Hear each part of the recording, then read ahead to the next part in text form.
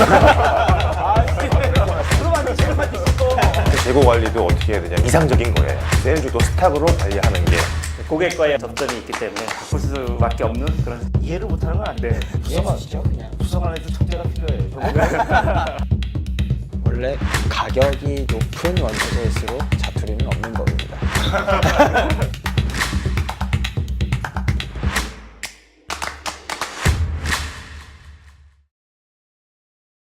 네, 오늘 SAP 컨설턴트 분들을 모시고 프로세스 미팅을 하도록 하겠습니다.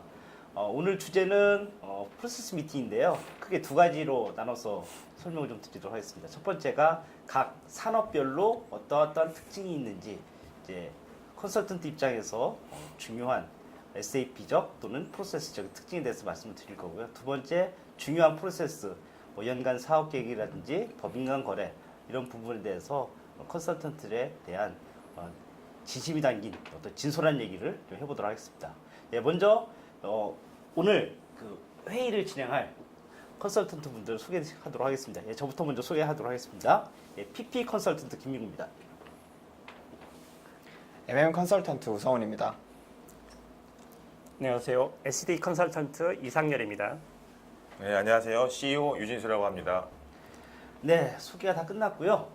이제 프로세스 미팅인데 저희가 산업별로 중요한 특징을 알아볼 건데 보통 오늘 얘기 나눌 산업은 세 가지로 좀 얘기를 하겠습니다. 식품 산업, 그리고 OEM 쪽에 관련된 의류나 화장품, 마지막으로 기계 산업에 해당하는 그 부분에 대해서 컨설턴트끼리 얘기를 해보도록 하겠습니다. 네, 먼저 식품 산업 쪽인데요.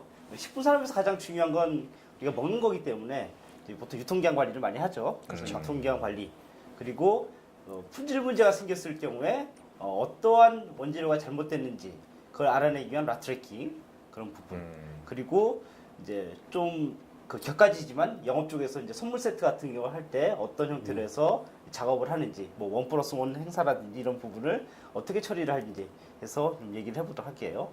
일단 저희가 유통기한 관리를 하기 위해서는 SAP에서는 배치라는 기능이 사용이 되잖아요. 그렇죠. 예, 그 배치 기능에 대해서 이제 MM 컨설턴트 한번 얘기를 해보도록 하시죠.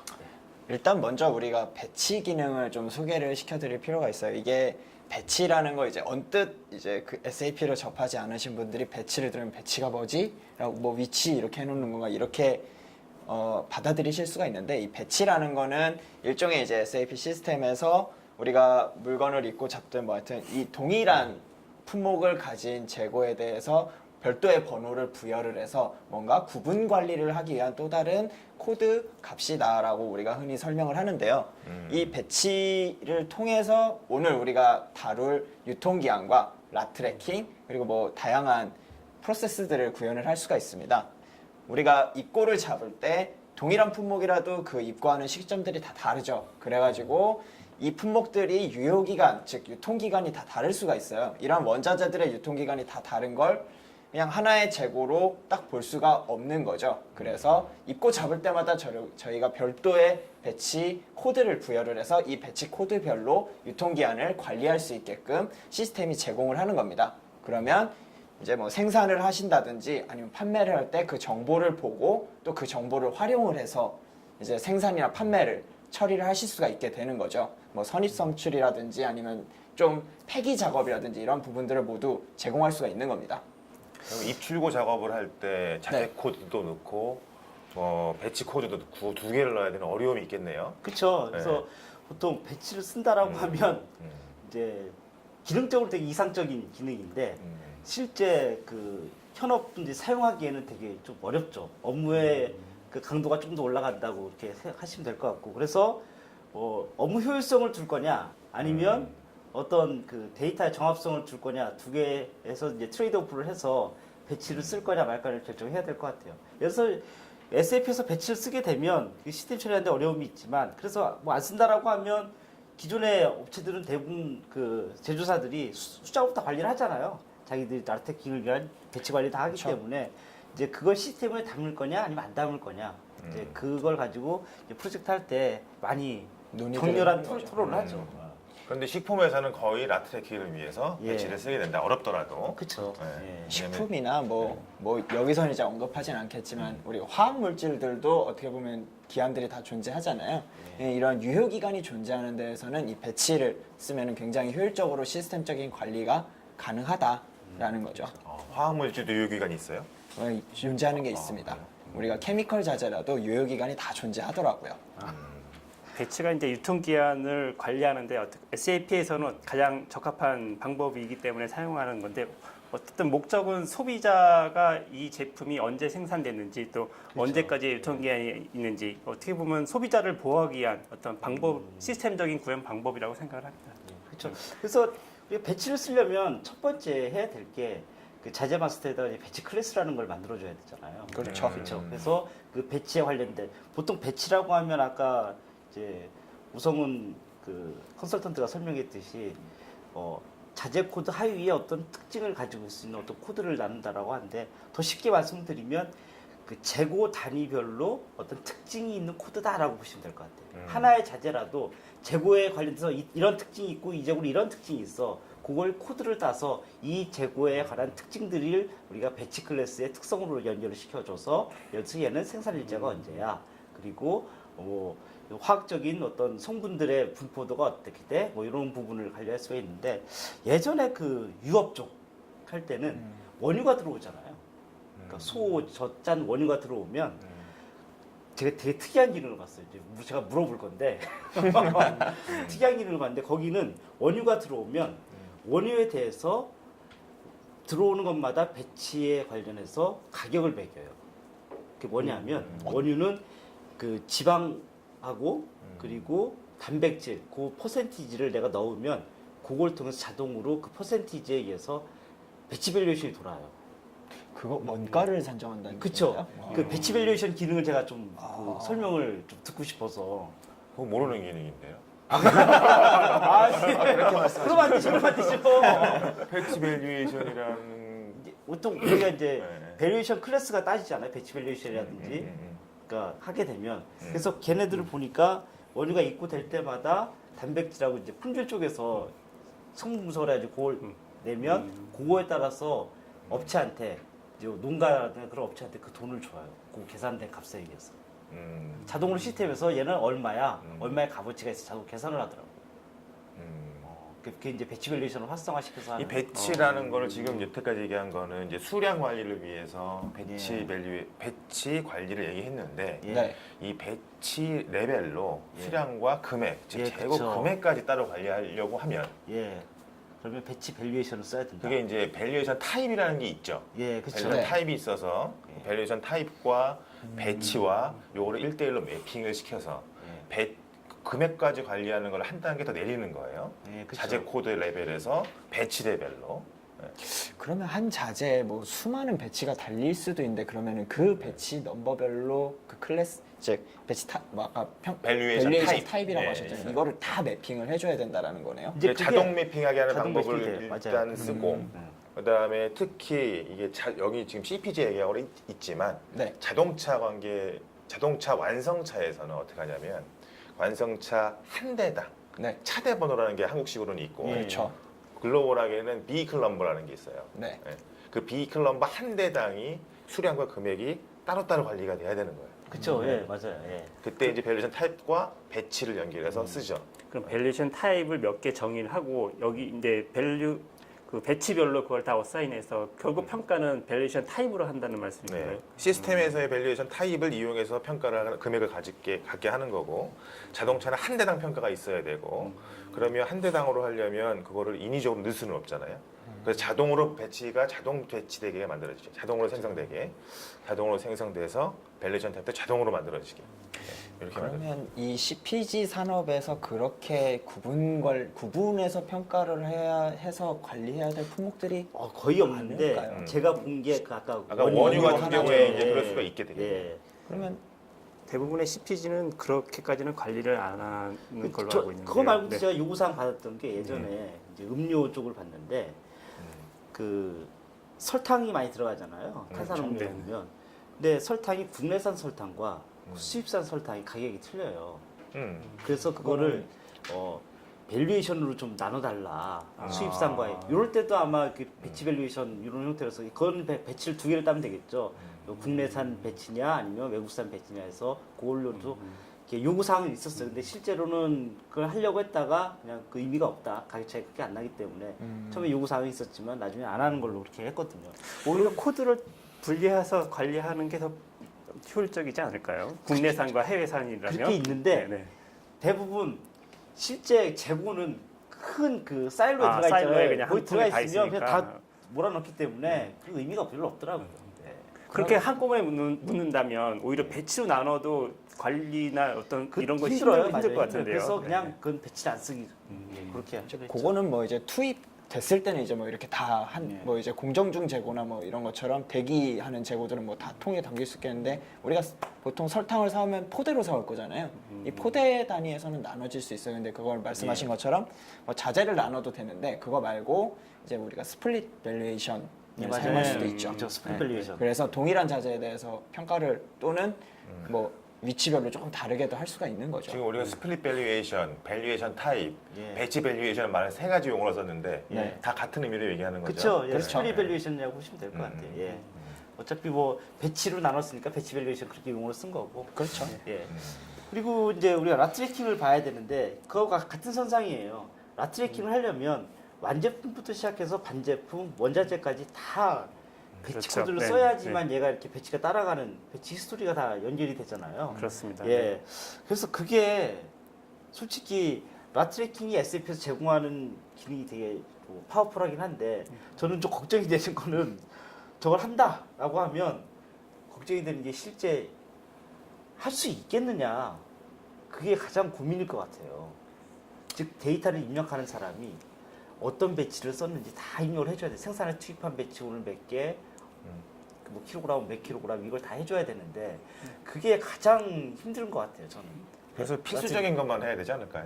네? 그래서 정말 꼭 필요한 그래도 것들. CPG 산업이라면 완제품 쪽 판매 쪽의 입장에서는 모든 제품을 다 해야 되는 게 맞다고 예, 생각이 되고요. 그렇죠. 예, 원료 쪽에서는 중요한 것만 해도 되겠지만 그래도 이 소비자 보호법이나 이런 거에 보면은 PL법 이런 거 보면은 원료까지 다 하기로 돼 있는 걸로 알고 예, 있거든요. 그래서 네. 뭐 SAP를 안 하면 뭐 수작업으로 관리를 하시니까 이제 그렇게 해야 되는데 그 수작업을 다 시스템화 시킨다라고 하면 좀 좀 힘드실 것 같아요. 그러니까 재고 금액 원가 관리는 그래도 머티리얼별로 하는 걸로 하겠습니다. 배치 레벨까지 예. 내려가면 네, 맞아요, 맞아요. 그러면은 이제 너무 뭐 기획팀이 죽어나는 거죠. 힘들기 네. 때문에 그 우리가 배치별로 뭐 자재를 방금 우리가 라트래킹이든 뭐 무슨 법에 의해서 원료까지 다 해야 되는 게 이제 맞죠. 그러면은 이제 우리가 계속 힘들다라고 얘기하는 게 뭐냐면 이 배치에 대한 정보를 누군가는 그 행위를 할 때 입력을 해야 되는 게 힘들다라고 하는 건데 이게 언뜻 들었을 때 내가 입력하는 게 뭐가 힘들지라고 생각을 할 수가 있는데 힘들다라는 의미가 직접 타이핑을 그 코드를 내가 찾아서 입력을 해야 된다라는 거예요. 이제 그 그렇죠. 부분들을 보완해 줄 수 있는 것들이 여러 가지가 있어요. 뭐 우리가 시스템 기능적으로도 보완해 줄 수가 있지만 여기서는 약간 좀 번외긴 하지만 우리가 흔히 물건을 왔다 갔다 할 때 라벨을 달잖아요. 뭐 예를 들어서 바코드라기보다는 일종의 하나의 라벨들을 다 이제 부착을 해서 뭐 재고 관리를 할 수가 있는데 그런 라벨을 통해서 연결해서 배치 관리를 연동시켜 버리면 조금 더 수월하게 관리를 할 수도 있죠. 그렇죠. 네, 그래서 맞습니다. 네. 그것 때문에 이제 MES 그렇죠. 라는 게 도입이 되는 거고 그리고 MES 시스템 내에는 바코드 리더가 있기 때문에 딱 들어오면 바코드만 클릭을 하든지 딱 스캔을 하더라도 자동으로 시스템이 인터페이스 돼서 가니까 그래서 만약 완벽한 라트래킹 하려면 저는 사람들한테 고생을 시키느니 시스템을 좀 도입을 해서 그렇죠. 시스템 도움을 받는 게 훨씬 더 좋겠다고 생각을 해요. 네. 식품회사는 그게 꼭 필요하겠네요 지금. 맞습니다. 그쵸. 판매 물류의 입장에서도 물류에서 배송을 하려면 피킹 작업을 해야 되는데 그렇죠. 그걸 사람 손으로 다 일일이 피킹을 해서 키인을 하는 거는 상당히 어려운 문제고 될 수가 없습니다. 많은 물동량이 있기 때문에 그래서 대부분의 물류 회사 또는 이제 물류를 가지고 있는 이런 판매 회사라면 대부분 WMS 시스템을 구축을 하고 RF 시스템을 구축을 해서 대부분 이 RF 리더를 가지고 다니면서 피킹 작업을 하거든요. 대부분 이제 자동 피킹 시스템도 있지만 이 어떤 효율성 업무의 효율성을 위해서 이런 RF 시스템을 갖추는 게 일반적입니다.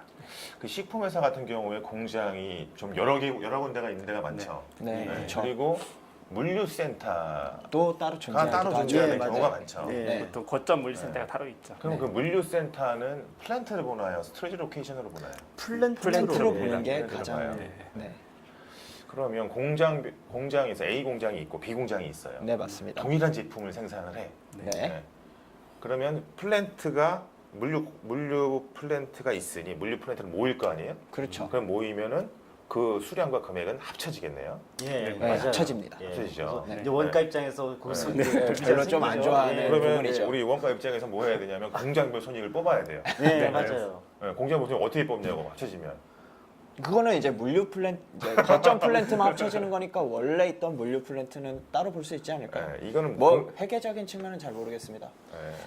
그러니까 안 된다 이거지. 예. 합쳐지면 안 된다. 네. 아, 근데 네. 대부분은 다 왜- 합쳐지고 있거든요. 지금. 왜 합쳐지면 안 되냐? 합쳐지게 되면 결국 매출원가의 발생은 어디서 될 거냐면 물류 물센터에서. 플랜트에서 그렇죠. 발생할 거예요. 그렇긴 예, 하죠. 네. 네. 근데 이 매출원가가 어디 건지는 몰라요. 네, 어느 맞아요. 공장 건지는. 예. 네. 그래서 그래서 꼭 나눠주세요. 아, 코드를 나눠줘요. 근데 그러려면 이제 코드도 나누고 막 이러면은 음. 오히려 실제 일하시는 분들이 힘들지 않을까요? 왜 안 힘들 거라고 예상을 하느냐? 예. A 공장에서 일하는 사람은 A 코드만 보면 되고 B 공장에서 일하는 B 코드만 보면 되죠. 그러면 근데 C 같은 물류센터에서 제품인데요? 일하는 사람은 A와 B를 다 봐야 되잖아요. 그거 이제 뭐 회계 입장에서 원가 입장에서 구분하기 위해서 얘기하는 명분일 수도 있는데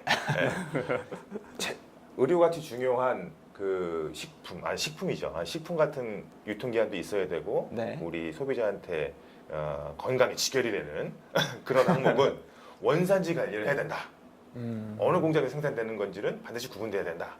만약에 배치를 쓴다고 하면 그건 가능하겠네. 배치 네. 안에다가 예. 그렇죠. 그 특성에다가 어느 특성에 공장이다라는 걸 넣어주면. 넣어주면 물류 그 매출 트래킹은 때마다- 배치로 예. 가능을 하고요. 원가적인 입장은 잘 모르겠지만 코드를 나눠서 관리하지는 않는 걸로 알고 있습니다. 그렇게 되면 예. 이제 배치 밸류에이션 써야 그럼 되는 배치 거예요. 밸류에이션을 써야 되겠네. 예, 맞아요. 그러면은 그- 그냥 네. 머티리얼별이 아니라 이제 배치 밸류 스플릿으로 네. 하신다라고 그냥 가정하시고 들어가시면 되겠네요. 그렇게 저도 야, 물류 쪽에서 3명이 안 된다고 하니까 심한 아니, 경우에는 이걸 어떻게 명분을 만들어야 심한 경우에는 되게끔 공장에서 이렇게 물건이 오는 게 아니라 물류센터 간에서 서로 이렇게 물건이 물건이 왔다 갔다 할 수 왔다 갔다 하기도 있거든요. 해요. 이쪽 비물류센터에서 재고가 부족하면 공장에서 갖고 오는 게 아니라 가까운 물류센터에서 갖고 오기도 하거든요. 자, 기본적으로 저희가 머티리얼이라는 걸 정의를 할 때 그냥 현실적으로 일물 일코드라고 많이들 얘기해요. 똑같은 물품에 대해서 이게 코드가 다르면 안 된다라고 보통 얘기를 하는데 자 원가를 관리하기 위해서 이걸 나눈다라고 하면은 그거에 대한 저항도 굉장히 크지 않을까 싶어요. 그것도 우리가 고민을 하긴 해야 됩니다.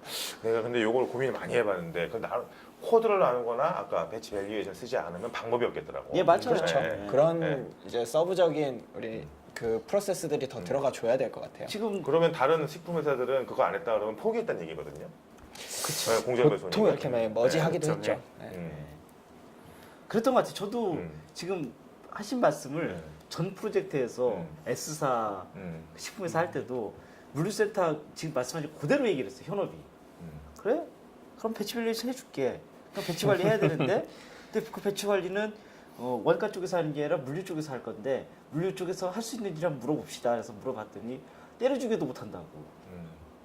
네가 하든지. 그래서 결론이 어떻게 났어요? 결론이 안 하는 걸로.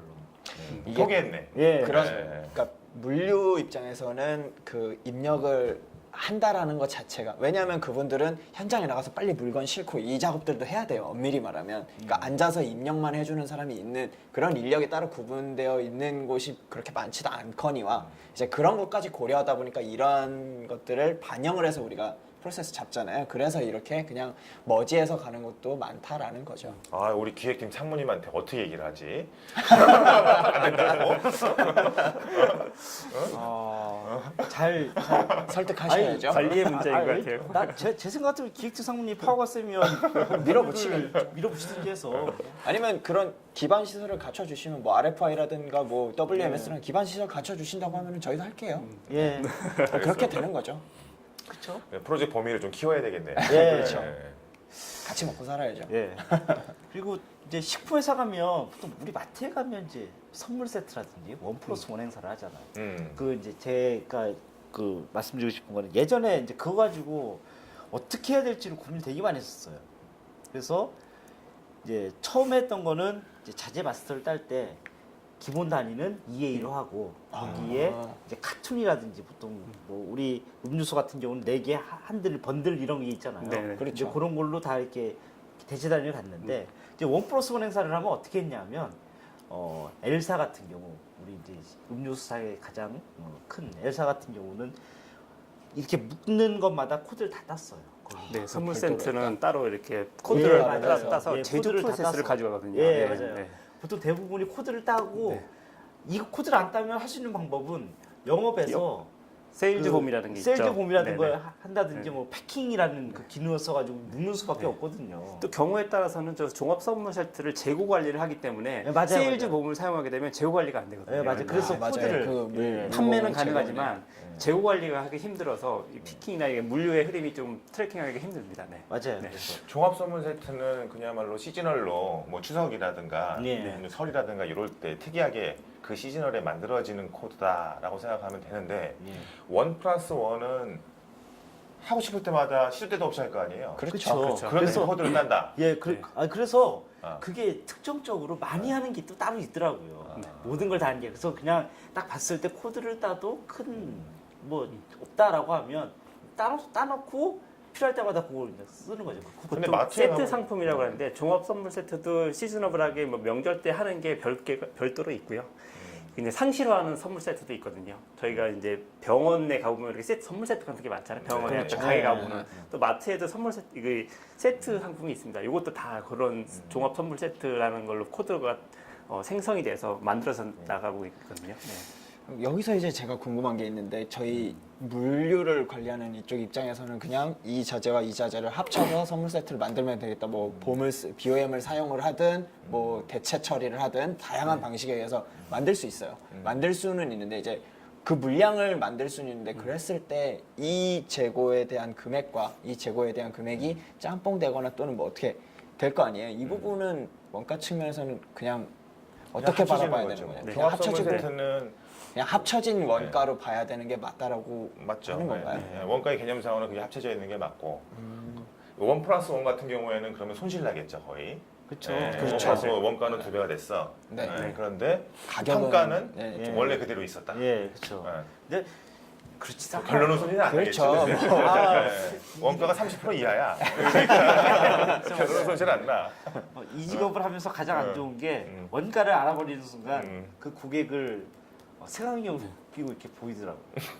내가 이 물건을 이 돈을 주고 사도 되나 이런 느낌이 그렇죠, 드는 그렇죠. 건가요? 아, 제가 근데 그건 뭐 다른 또 예전에 했던 부가가치만큼 세금 내니까 괜찮아요. 예.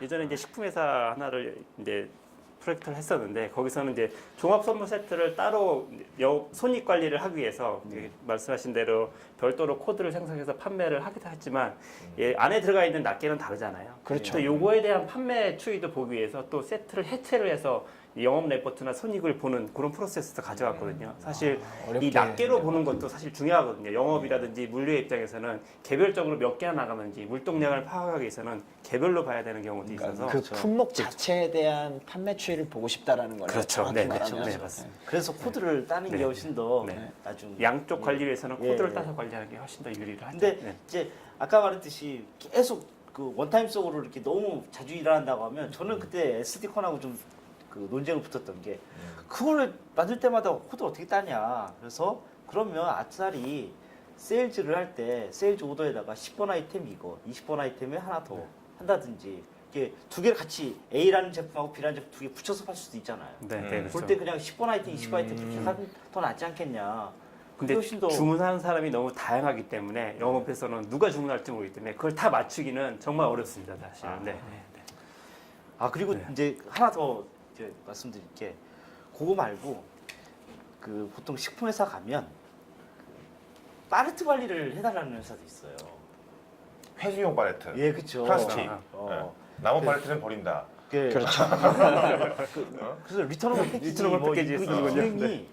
있더라고요 SAP에 보니까. 네, 있습니다. 예, 네, 그 있습니다. 리터너블 네. 패키지 네. 관리해서 그 자산 관리하고 그죠? 그게 네. 보증자산이죠. 자산이죠, 고정자산. 자산으로 예. 관리하고요. 예. 근데 보통 팔레트는 임대를 해서 쓰는 회사도 그래서 많기 때문에 네. 제가 뭐라고 했냐면 KPP에 계약하세요. KPP하고 계약하세요. 이거 하지 말고. 근데 뭐 KPP 얘기가 나왔죠. KPP 얘기가 나와도 그걸 회수하고 반납하는 롤은 그 회사가 가지기 때문에 그 부분들은 어쨌든 관리를 해줘야 돼서 보통 우리가 재고 관리를 할 때 이제 공박스라고 하죠. 그냥 흔히 한글말로 공박스라고 합니다. 공박스 이 팔레트를 별도로 이제 우리 용기라는 자재 유형을 써서 별도로 관리를 하기도 합니다. 예, 맞아요. 예. 네, 그래서 그걸로 회수 관리, 회수율 이런 부분들도 관리를 다 하는 거죠. 저 그것 때문에 파레트 말고 이렇게 플라스틱 상자 보면 병 담는 맥주 상자, 네, 그렇죠. 그런 거 그게 그런 이제- 게 분명 뒤에 써 있잖아요. 뭐 오비 맥주의 그렇죠. 자산입니다 그렇게 이렇게 써 써 있는 있는데. 그런 거는 다 수량 관리를 하더라고요. 그래서 아까 말했듯이 코드 다 따가지고 그게 이제 창고로 들어오면 그 재고 수량까지 관리를 다 하는 그런 그렇죠. 형태가 돼 있어요. 예. 그런 그것도 데가. 자산인 거죠 결국은. 그렇죠. 네. 자산이죠. 자산이죠. 예. 네. 그 자산이라고 써 있잖아요.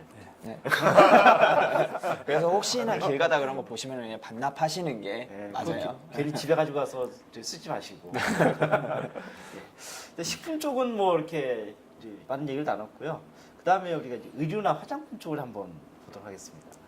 보통 의류 쪽은 대부분의 회사들이 옛날에 한 70년대, 80년대 저 구로공단에 그 공정공장이 많았었죠. 그때 많았을 때는 그냥 일반 제조랑 비슷했는데 요즘 들어서 인건비가 많이 올라가고 해서 대부분의 의류 회사들은 다 공장들이 동남아 쪽에 저 중국이라든지 뭐 인도네시아, 뭐 베트남, 뭐 캄보디아, 뭐 라오스 이런 나라로 다 지금 이전을 했잖아요. 그렇죠. 그래서 그 의류 쪽을 구현하다 보면 대부분 다 본사는 한국에 있고 생산 기지들은 다 해외에 있으니까 사급 형태로 일어나잖아요. 보통 대에서 본사에서 일괄적으로 다 구매해서 그쪽에 재료를 무상으로 공급해주고 생산 공장에 생산을 해서 가져오는 이런 프로세스로 가잖아요. 그렇죠. 네. 예. 그래서 이걸 하다 보니 뭐 무상 사급 프로세스에 대해서 우리가 또 명확하게 또 설명을 해줘야 되고 그런 필요가 좀 있을 것 같아요. 그래서 보통 사급이라고 하면 이제 시중에서 떠돌아다니는 우리가 컨설팅 할 때 보면 사급 그리고 도급이라는 말을 많이 쓰죠. 네, 그래서 그렇죠. 사급에는 무상 사급과 유상 사급이 있는데 무상 사급 같은 경우는 어떤 A라는 공장한테 물건을 만들려고 시킬 때 우리가 모든 재료를 다 무상으로 줘서 만들어 오는 게 무상 사급인 거고 우리가 유상 사급 같은 경우는 재료를 우리가 이 제조사한테 판 후에 유상으로 판매한 후에 다시 들어오는 걸 유상 사급. 그 도급은 이 제조사가 자기가 구매해서 하는 걸 그렇죠. 도급이라고 하죠. 그래서 그 의미는 사전적 의미는 좀 아셔야 될 것 같아서 미리 제가 말씀드린 거고 우리나라의 대부분의 의류 회사들은 다 무상 사급 형태로 간다라고 보시면 될 것 같아요. 그죠? 네. 그래서 이 재고 자산 자체가 해외 공장에서 가지고 있는 게 아니라 무상 사급 같은 경우는 본사의 재고 자산 주체가 되는 거잖아요. 그렇죠. 예. 네. 그래서 무상 사급 프로세스의 단점이 뭘까요? 어떻게 생각나는 거? 지금 단점이라. 보면 지금 의류 회사가 이제 한국에 본사가 있고 예. 만약에 예를 들어서 베트남에 이제 생산 공장이 있다고 봐요. 네. 그럼 한국에서 소싱을 해. 네. 근데 그 원단이라든가 네. 그뭐 실이라든가 뭐 이런 재료들이 있잖아요. 그렇죠. 그거를 해외에서 구매를 해요. 네, 맞아요. 맞아요. 해외에서 구매를 하는데 한국에 들어왔다가 베트남으로 옮길 필요가 없잖아요. 그렇죠. 어, 바로 바로 가겠죠. 베트남으로 옮겨야 돼요. 예. 네. 그러면 우리가 입고를 어떻게 잡아야 되죠? 원재료 입고를 본사로 잡았다가 잡았다가, 시스템은 네, 본사로 잡습니다. 잡았다가 그 해외로 보내줘야 돼요. 수출하는 형태라고 하는 수출을 거예요. 형태로 가죠. 왜냐하면 수출을 타야지 수출 통관도 해야 되고 하니까.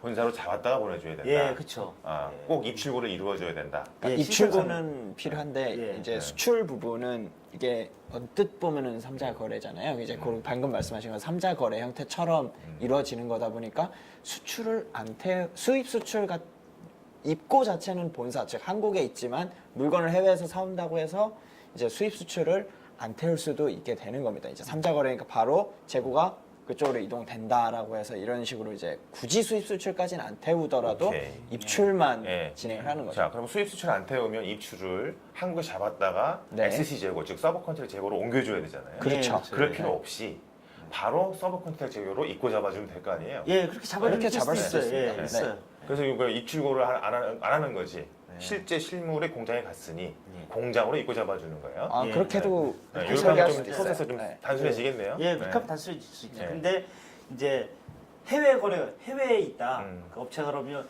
수출입을 가야 된다라고 하면 입고 잡았다가 수출 태워서 가는 그런 형태로 가야 되겠죠. 왜냐하면 통관이라는 걸 다 거쳐야 되기 때문에. 그렇죠. 예. 이제 그런 게 있어요. 근데 국내 업체다.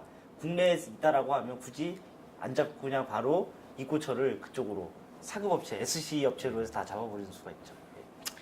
그리고 한국에 실물이 들어오지 않아도 통과를 해야 된다. 아니 근데 네. 그거에 제가 보니까 네. 언뜻 생각나는 게 이제 보통 수출입에 관련된 기능들이 그 SAP에서 나이스하지 않잖아요. 그렇죠. 이제 수출입 솔루션이 들어오는데 수출입 솔루션에는 그런 기능이 들어가 있더라고.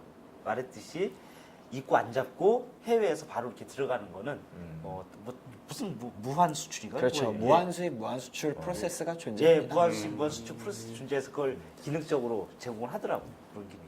그래서 수출입 솔루션에서 이제 그런 게 있다. 아 그럼 우리도 수출입 솔루션 도입을 검토를 해야 되겠네요. 보통 지금 수출 지금 수입 투비 디자인 단계인데. 해외 공장을 가지고 있는 업체에서는 수출입 솔루션을 도입을 해야 되는 거죠. 예, 맞아요. 네, 네. 그걸 그래서 수출입이 보통 그 의류업체들은 수출 수입이 워낙 많기 때문에 디폴트로 들어가더라고요. 수출 솔루션 자체가. 일단 자 수입- 그러면 이제 네. 말씀하시죠. 일단 수입 수출이라는 업무 자체가 한국이든 그러니까 국가별로 봤을 때는 굉장히 정형화되어 있어요. 그런데 우리가 방금 전에 얘기했던 거 SAP가 제공하는 수입 수출 솔루션 프로세스가 나이스하지 않다라는 얘기를 언뜻 했었잖아요. 이 의미가 뭐냐면 국가별로 굉장히 정형화되어 있기 때문에 SAP가 그거를 다 반영할 수 없다라는 거예요. 그래서 존재하는 게 수입 수출 솔루션인데 이 솔루션이 SAP 기반으로 해서 되어 있는 거기 때문에 이걸 도입을 해서 마찬가지로 이제 우리 업무에 도움이 되게끔 처리를 할 수가 있는 거죠. 수출입 솔루션을 도입을 하면 좋아지는 거는 그 물류팀이죠. 그렇죠. 수출을 그렇죠. 담당하는 그분들이 업무 효율성이 좀 높아져요. 그리고 그 그래서 커머셜 인보이스라든지 패킹 리스트가 이렇게 나와야 되잖아요. 스마트폰 그렇죠. 형태로서 그것도 이제 버튼 하나만 탁 누르면 자동으로 착 나오게. 그리고 원가 입장에서도 또 좋아지는 게 하나 더 있습니다. 그렇죠. 부대 비용. 부대 비용이 명확하게 귀속이 잘 됩니다. 예. 다 나눠져서 예. 구분 관리가 된다는 거죠. 부대 비용 자체가. 그냥 가만히 있어도 되겠네요. 수입비, 그렇죠. 수입 네. 부대 비용이 따로 수입 있고 부대 비용, 있고, 수출 부대 비용 모두 다 다 이제 뭐 있으니까. 원가에 뭐 단순하게 그냥 우리 총 비용으로 이렇게 해서 그냥 비용화 시켜버리는 게 아니라 얘는 뭐 때문에 발생한 원가고 얘는 그래서 어디 가야 되고 그 귀속처가 명확해져요 전부 다. 그런 부분 그런 효율성들이 좀 존재합니다. 그래서 제가 보기엔 또 두 가지인 것 같아요. 수출 솔루션을 도입을 하면 일단 업무 효율성 좋아지는 거, 그리고 그렇죠. 원가의 또 정확도라든가 이런 부분이 향상된다라는 거.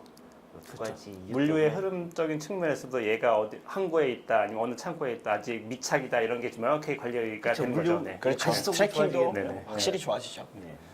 위착 수량 금액까지도 다 나오게 할 수 있는 거예요?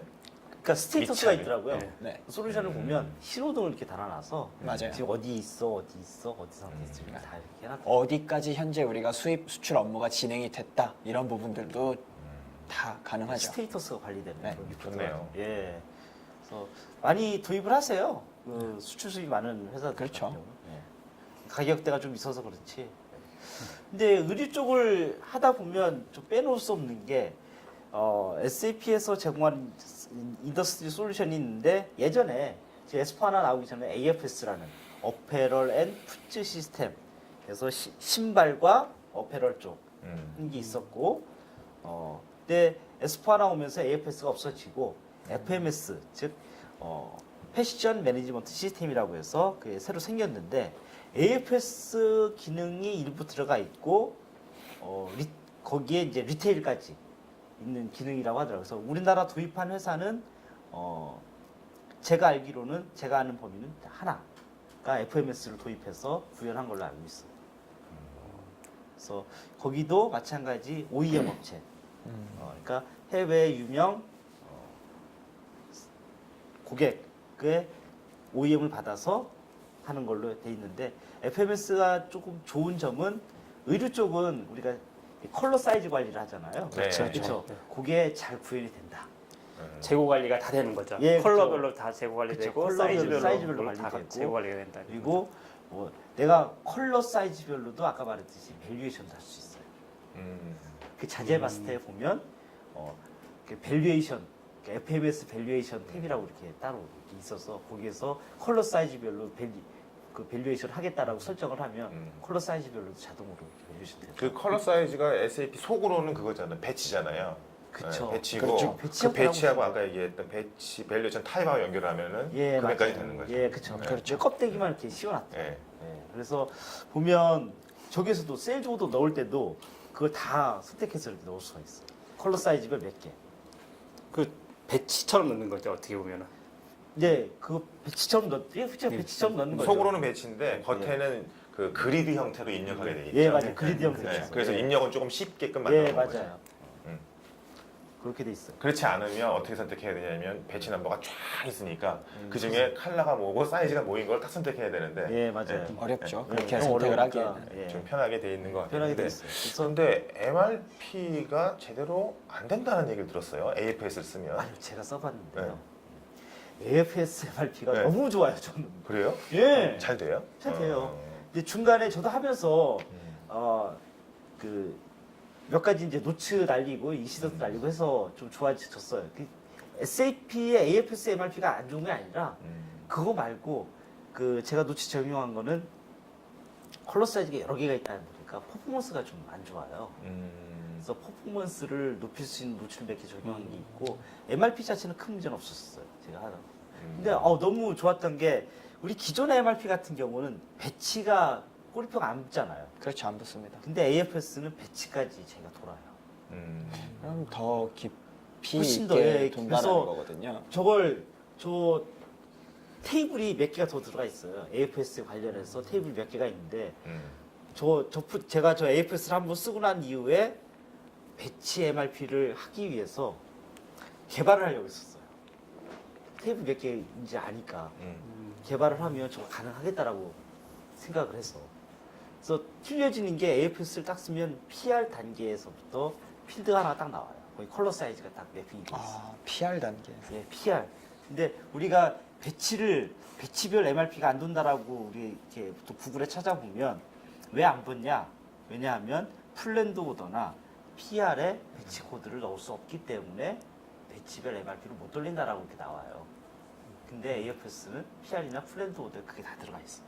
그래서 배치별 MRP가 가능하다.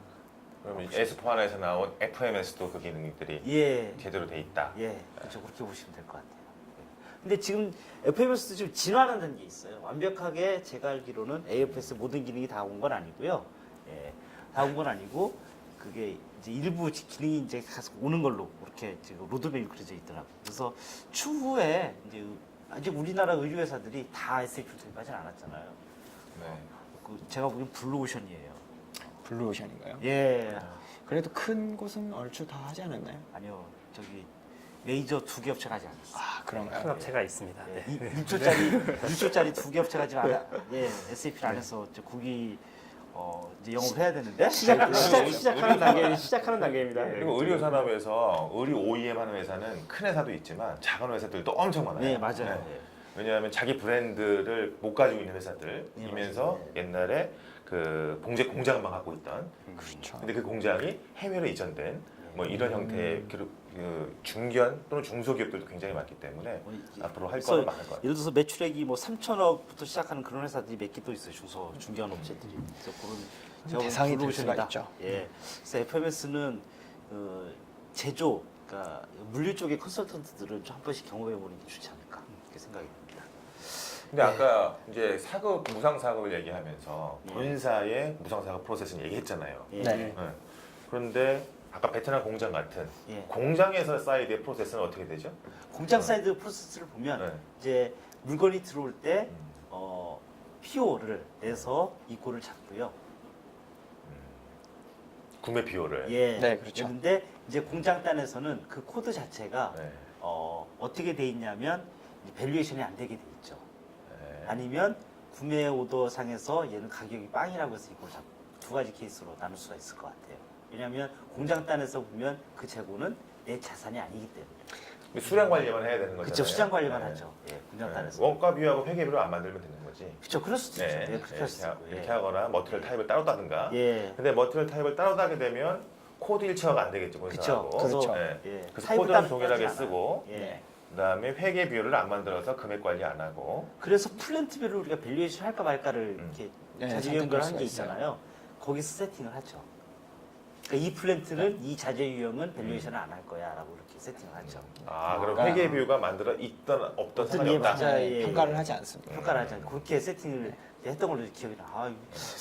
저는 그 회계뷰를 평가를 안 만든 걸로 했거든요. 아, 그랬어요? 네, 저 할 때는 회계뷰를 안 만들어서 수량 관리만 하고 예. 입출고는 당연히 다 하는 거예요. 예, 맞아요. 어떤 네, 경우는 수량 아예 관리는. 코드를 나눠서 만드셨다라는 아니, 거예요. 코드 똑같이 하고. 똑같이 아, 하면 왜냐면 플랜트 레벨로 회계뷰를 만드냐 안 만드냐 결정할 수 그렇게. 있으니까. 그거 비평가 재고 같은 형태 아닌가요? 결론은 그렇죠. 결론은 근데 비평가 재고인데 코드는 본사 재고랑 동일한 거죠. 네. 코드랑 유형은 동일한데 회계뷰만 네, 안 회계뷰는 만드는 없는 형태로. 거지.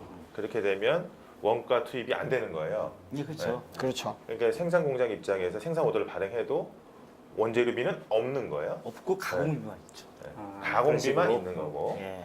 그리고 이꼴을 잡아서 제품도 가공비만 들어간 금액이 재고 금액이 되는 거예요. 예. 그렇죠. 그럼 만들게 되면 그 다음은 어떻게 되죠? 만들었어. 만들면 음. 이제 보통 이제 의료회사들이 프로세스가 간단해요. 그러니까 4가지 단계를 하는데 처음에 재단을 하고 커팅이라고 하고 그다음에 봉제를 해요. 음. 그리고 봉제를 하고 이제 패킹을 하지. 그 다음은 이제 피니싱이라고 해서 뭐 포장 아이롱도 단계인가요? 하고 아이롱도 하고 아, 다림질도 하고 뭐 이렇게 다림질을. 좀 아이롱. 아이롱이라고 하니까 뭔가 좀 아이런 네, 그걸 하고 그다음에 마지막에 이제 패킹 그 이거 단계를 의리식 하죠. 용어야 아이롱. 이제 거기 가고 있습니다. 아이롱, 그래서 그 옷회사 공장 가면 구조가 다 똑같아요. 모든 회사가. 그러니까 이래로 쭉 돼 있어서 여기에 그 원단 들어가는 게 있고 이쪽에 이제 트레일러가 나오는 트레일러가 있는데 여기서부터 원단 들어가면 여기 커팅 재단하는 게- 설계를 그 먼저 하는 거죠. 모든 공장 레이아웃이 똑같다니까 여기에 커팅하고 그 커팅 다 끝나면 미싱이 진짜 끝도 안 보이게 쭉 있어 이렇게 쭉. 이제 옷을 다 이렇게 꼬매죠. 네. 재봉을 봉제를 하고 그 다음에 뒷단에 아이런이 필요한 데는 이렇게 하고 보통 그 우리가 니트하고 우분이라고 해요. 나누면 그렇죠. 오븐은 양쪽으로 짜는 거고 예. 니트는 한쪽으로만 짜는 거고. 니트는 신축성이 있는 걸 니트라고 해요. 아, 일반적으로 이 쉽게 말하면 재질까지 따지는 재질을 거예요? 봤을 때. 저게 니트예요. 재질이 아니고 니트는 한쪽으로만 짜기 때문에 예, 맞아요. 예. 이게 잘 늘어나는 거예요. 예. 오븐은 양쪽으로 이렇게 짜기 때문에 이게 안 예. 늘어나는 거예요. 예. 그래서 이런 게 이제 우분이라고 하고요. 네. 보통 이거는 또 니트라고 하는데 보통 우분 같은 경우는 잘못 만들면 그냥 버려야 돼요. 사이즈가 안 맞으면. 근데 니트는 그 다림질 공장에서 사이즈를 이렇게 잘 이렇게 마술을 부릴 수가 있더라고요. 그러니까 마술을 부려서 옷을 사이즈를 딱 맞춰. 95 사이즈를 만들었는데 얘가 조금 틀렸다 그러면 우분은 버려야 되는 건가요? 예, 그럼 우분은 대부분 그 다 사이- 예, 그쵸. 폐기를 하는 거네요. 예. 그죠? 근데 그 니트 같은 경우는 그 다림질 기술에 의해서 사이즈를 정확히 조정할 수 있다 이렇게 보시면 될 것 같아요. 근데 예. 그거는 구현이 그건 얘가 여담 문제가 하는 거고. 이 작은 공장 가면 이 재단을 할 때 예. 대부분 사람이 이렇게 자르는데 큰 공장은 대부분 기계로 할 거잖아요. 예, 그거를 그렇죠, 어떤 식으로 하는지 좀 보통 궁금한데요. 그거 관련된 소프트웨어가 있어요. 아, 그래서 옷 짜면 이렇게 쪼가리 그쵸. 이걸 그림을 스크랩 나는 거 예, 최소화 그걸 시켜야 최소화시키고 되는 그걸 거잖아요. 맞춰주는 프로그램이 있어요. 그걸 딱 집어넣고 그럼 네. 기가 알아서 이렇게 짜요. 캐드로 돌리죠. 캐드로 그쵸, 돌려가지고 돌려가지고. 원단이 보통 이렇게 길게 크게 돼 있거든요. 그렇죠. 이게 롤을 쫙 네, 펼치는 롤을 쫙 거잖아요. 펼치는 네. 그렇죠. 거기에 이렇게 그 그림이 그려져 있는 거죠. 패턴이 그려져 있는 거예요. 그러면 한 몇 겹을 이렇게 싸. 네. 그러면 이제 톱 가지고 이렇게 가면서 이렇게 재단을 하는 거죠. 이렇게 맞아요. 톱 가지고. 사람이 네. 손으로 톱 가지고 네, 톱 하는 가지고 것도 있어요. 예. 예전에 재단 저거 조그만 봉제 공장에 잠깐 아르바이트를 한 적이 있었는데 그때 이 재단 하시는 분의 급여가 제일 높았던 걸로 알고 있거든요. 그 당시에는. 아. 왜냐하면 이 자르는 기술이 결국은 맞아요. 스크랩을 최소화해야 네, 되기 맞아요, 때문에. 맞아요. 근데 그럴 거예요. 큰 공장은 아무래도 기계로 하기 때문에 네. 그런 절차가 근데 좀 더 기계가 다 있지는 않죠. 사람이 많이 하나요? 기계라는 게 그 패턴을 배열하는 게 기계죠. 네. 네. 네. 근데 네. 아직도 그 기계가 그렇게 사람 손 못 따라간다고 하더라고요. 재단이요. 의류는 그런가 봐요. 예, 의류는 그럼 네. 그냥 철판 같은 경우는 그냥 자르면 되는데 네. 의류 같은 경우는 이 옷감 같은 경우가 그러니까 이렇게 늘어나기도 하고 늘어나기도 하고 네. 이렇게 그게 좀 안 좋아서 그래서 자를 때는 그러면 결국은 짜투리는 나오는 거잖아요. 예, 그러니까 나올 이 수밖에 짜투리가 없겠죠. 나온다라는 거는 이거를 이제 우리가 재고로 한번 보자고요. 재고로 봤을 때 이 짜투리는 그냥 폐기도 아니고 뭐도 아니고 그냥 소모됐다라고 이 원단을 썼다라고 하고 소모됐다라고 하고 보는 거 그렇게 많은 거죠. 그 다음에는 그게 달아보진 않잖아요. BOM상에 그 양까지 포함해서 BOM에 나와요. 그 양을 별도로 따로 산정을 하는 건 사진하는 거 아니잖아요. 아니고 그 스크랩이 이 정도로 있을 거다라는 걸 비율로 가정하에 보통 넣나요? 스크랩을? 비율을 넣지는 않고요. 그 보통 바이어가 네. 그걸 줘요. 요청량이라고 해서 네. 요청량이라는 용어를 쓰는데 이 요청량을 주는데 거기 BOM 정보가 들어가 있는데 여기에 한 장 만들 때, 옷 하나 만들 때 몇 야드가 들어가는지 아. 야드 수를 주는데 그 야드 안에 그 스크랩까지 다 포함돼서 그 야드를 줘요. 야드는 이 원단의 이 그쵸. 길이를 얘기하는 길이를 거죠. 얘기하는 거죠. 폭은 정해져 있으니까. 이 폭이면 이게 다 그냥 하나의 그냥 예, 그렇죠. 재료를 보면 되겠네요. 예, 그렇죠. 네. 예. 그거에 의해서 구매가나 뭐 원가나 다 달라질 수가 있겠네요. 예, 그렇죠. 이렇게 되죠. 그래서 BOM 자체를 다 그 바이어가 다 주기 때문에 거기엔 다 유통량에 다 포함이 돼 있다라고 이해하시면 돼요. 그래서 결국 짜투리는 재고 관리 안 하는 거예요. 예, 그렇죠. 네, 실물이 있는 건 그냥 버리는 거예요. 예, 천은 그래. 네. 맞아요. 근데 이제 철판이면 그렇지는 못하는 거예요. 철판은 그렇죠. 철판, 철판이나 이게 전선 뭐 비싼 이런 것들은 것들. 그 짜투리를 꼭 관리를 해서 다시 녹이고 하지. 네. 그러든지 아니면 네. 그거만 모아서 다시 그 팔죠. 네. 고철로 팔던가. 고철로. 네. 하면 이제 부산물 판매. 부산물 뭐 자비익으로 가든지 아니면 그렇겠죠. 그 스크랩 코드를 따로 따서 매출을 시키든지. 혹시나 이 원단에서 나오는 이런 어떻게 보면 부산물이에요. 이것도 부산물이 될 수 있는 이것도 그런 활용도가 있는가라는 게 또 이제 궁금할 수가 있으니까 여쭤봤어요. 그치. 네. 근데 보통은 없는 것 같아요, 원단은. 네. 근데 가장 그 해외 공장에서 가장 신경을 많이 써야 되는 게 저거예요. 무상사급 재고잖아요. 다. 그렇죠. 근데 그 원단을 가지고 있으면 안 돼요. 무상사급이라도 재고는 이제 어떻게 보면 위탁해서 주는 거잖아요. 중요한 사실은 보통 해외 공장 같은 경우는 우리나라도 관세 환급이라는 게 있고 네, 그리고 존재합니다. 중국에도 수책이라는 게 있잖아요. 네, 그 베트남도 그런 게 있어요. 그래서 수출할 용도로 해서 원자재를 수입을 하면 네. 세금 감면을 해주는 게 있어요. 근데 그걸 다 팔아서 어떻게 해야지 그 재고 자체 원단이라든지 이런 게 가지고 있으면 그런 그 세금을 용도에서. 맞아요. 보통 맘 먹고 들어오면 공장 하나 무너뜨릴 정도로 해서 세금 때리고 들어오더라고요. 그러면 그래서 내가 그걸- 이거를 생산하기 위해서 재고를 구매를 했으면 예. 얘는 다 생산했으면 모두 소진을 해야 되는 거네요. 그렇죠. 폐기를 해야 네, 되는데 네, 네. 폐기를 하나 가지고 있으면 그 가지고 있는 양만큼 원단 그 가격만큼 해서 그 관세를 내야 되겠죠. 관세를 내든지 페널티를 줘요. 어. 왜냐하면 그 남아있는 원단 가지고 만들어서 국내에 유통을 해버리면 나는 세금 없이 말아서 그렇게 만들어서 되는 파는 거죠. 거기 때문에 그걸 세금 먹여요. 그러면- 그래서 대부분의 그 옷 공장들이 그걸 관리하는 게 따로 있어요. 따로 있다고 하시면은 부의 재고라고 해서 그거를 시스템에 넣어달라는 회사도 있었어요. 어쨌든 내가 만들 양은 요만큼 있는데 더 원료를 준다는 거잖아요. 조금 좀 일부는. 더 네. 주죠. 그래서 그러면 스크랩이나 예, 어떤 그쵸. 분량을 위해서 예. 그래서 그런 걸 별도로 관리해야 되고 이것도 어떻게 보면 남으면 다시 본사로 이동을 해야 되는 그런 프로세스인 거죠. 원칙적으로는 분사로 이동을 네. 하든지 아니면 네. 폐기를 하는 게 맞아요. 근데 그걸 가지고 있는 순간 그 각 나라의 관세청이라든지 또 관세를 관리하는 그런 데에 걸리면 그냥 커스텀에 걸리면 그냥 벌금을 내야 되기 때문에 이제 그 부분은 아마 요청을 많이 할 거예요. 의료회사를 가면 이거 부의재고인데 이거 어떻게 할까요? 저는 원칙적으로는 폐기하세요라고 얘기를 했죠. 그 수불부를 만들어달라. 전 불법을 하는 수불부를 안 만들어주고 있다 그렇게 얘기를 했죠. 그건 따로 관리하시라고. 시스템에 태우는 건 아니다.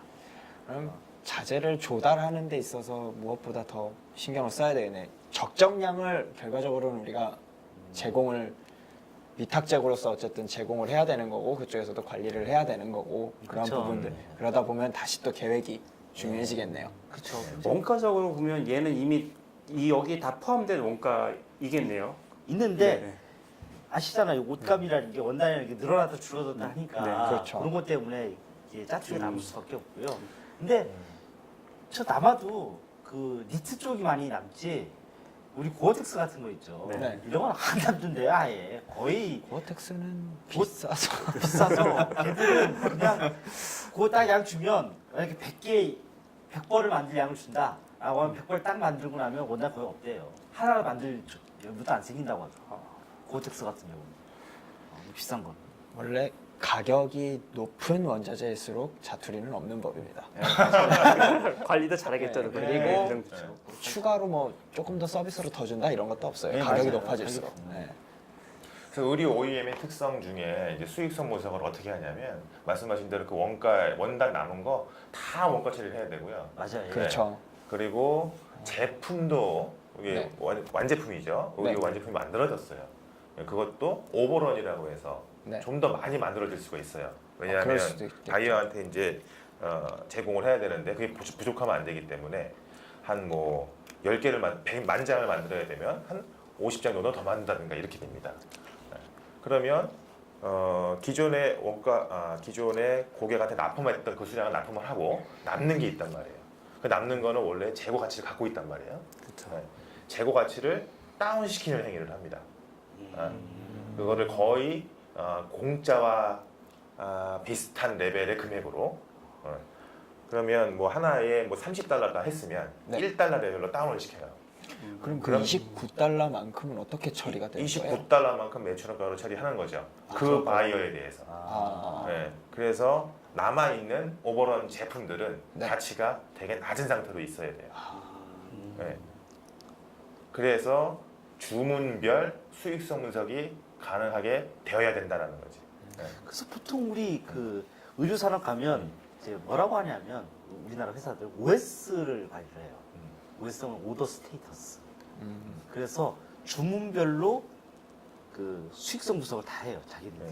엑셀 파일. 세일즈 오더별로 다 예, 관리한다는 거죠. 예. 그 주문별로 보통 그래서 그 주문에 어떠한 영업 담당자 누구. 그래서 처음에 주문을 딱 받으면 그 마진, 마크업이라고 하죠. 네. 마크업을 딱 퍼센티지를 보고 저는 이걸로 마크업해서 내 목표를 가겠습니다라고 하면 이제 중간중간 이게 뭐 원단이 추가된다거나 뭐 더 들어간다거나 공임이 더 들어간다 그러면 그거를 바뀔 때마다 결제를 올리고 그래서 그걸 최종적으로 다 됐을 때 정산을 하는 그런 시스템을 만들어 달라고 하죠. 그래서 옛날 피사 같은 경우는 그걸 만들어 줬어요. 근데 그래서 세일즈 오더도 PA로 넘어갈 수 있잖아요. 네. 기능적으로는. 네. 근데 그렇죠, 그게 넘어갈 수 하나로 넘어오면서도 뭐 같은 기능을 제공을 근데 하나요? 저 AFS라는 기능을 썼는데 네. AFS는 무조건 MTO 베이스예요. 아, 그래서 MTO기 때문에 그게 가능했어요. 그 세일즈 오더별로 다 묶여져 있으니까 거기에 다 모든 비용이 다 들어오죠. 그래서 사실은 재고 관리도 어떻게 해야 되냐면 세일즈도 스탁으로 관리하는 게 금액까지도 예, 맞아요. 그게 가장 뭐라 그럴까 이상적인 거예요. 예. 저런 인더스트리에서는 맞아요. 네. 그 아까 말했듯이 그 세일즈 오더 스탁으로 관리를 해야지만 되는 게 세일즈 오더 스탁으로 관리를 해야지 원부자재 남아있는 거 있잖아요. 그렇죠. 남아있는 걸 다 털어내려면 그렇지. 어떤 주문 때문에 남아있는 어느 거죠. 주문에 들어가야 어느 주문에 되는지. 재고가 있는지 예. 그거 다 끄집어다가 투입을 해야 되니까 그래서 그렇게 해서 예. 원가를 그 네. 특정 세일즈 오더의 원가였다라고 네. 그냥 처리를 하고 예. 정리를 하는 거겠네요. 네. 그렇죠. 그 정리하는 작업은 의료에서 다 해요. 결산할 때.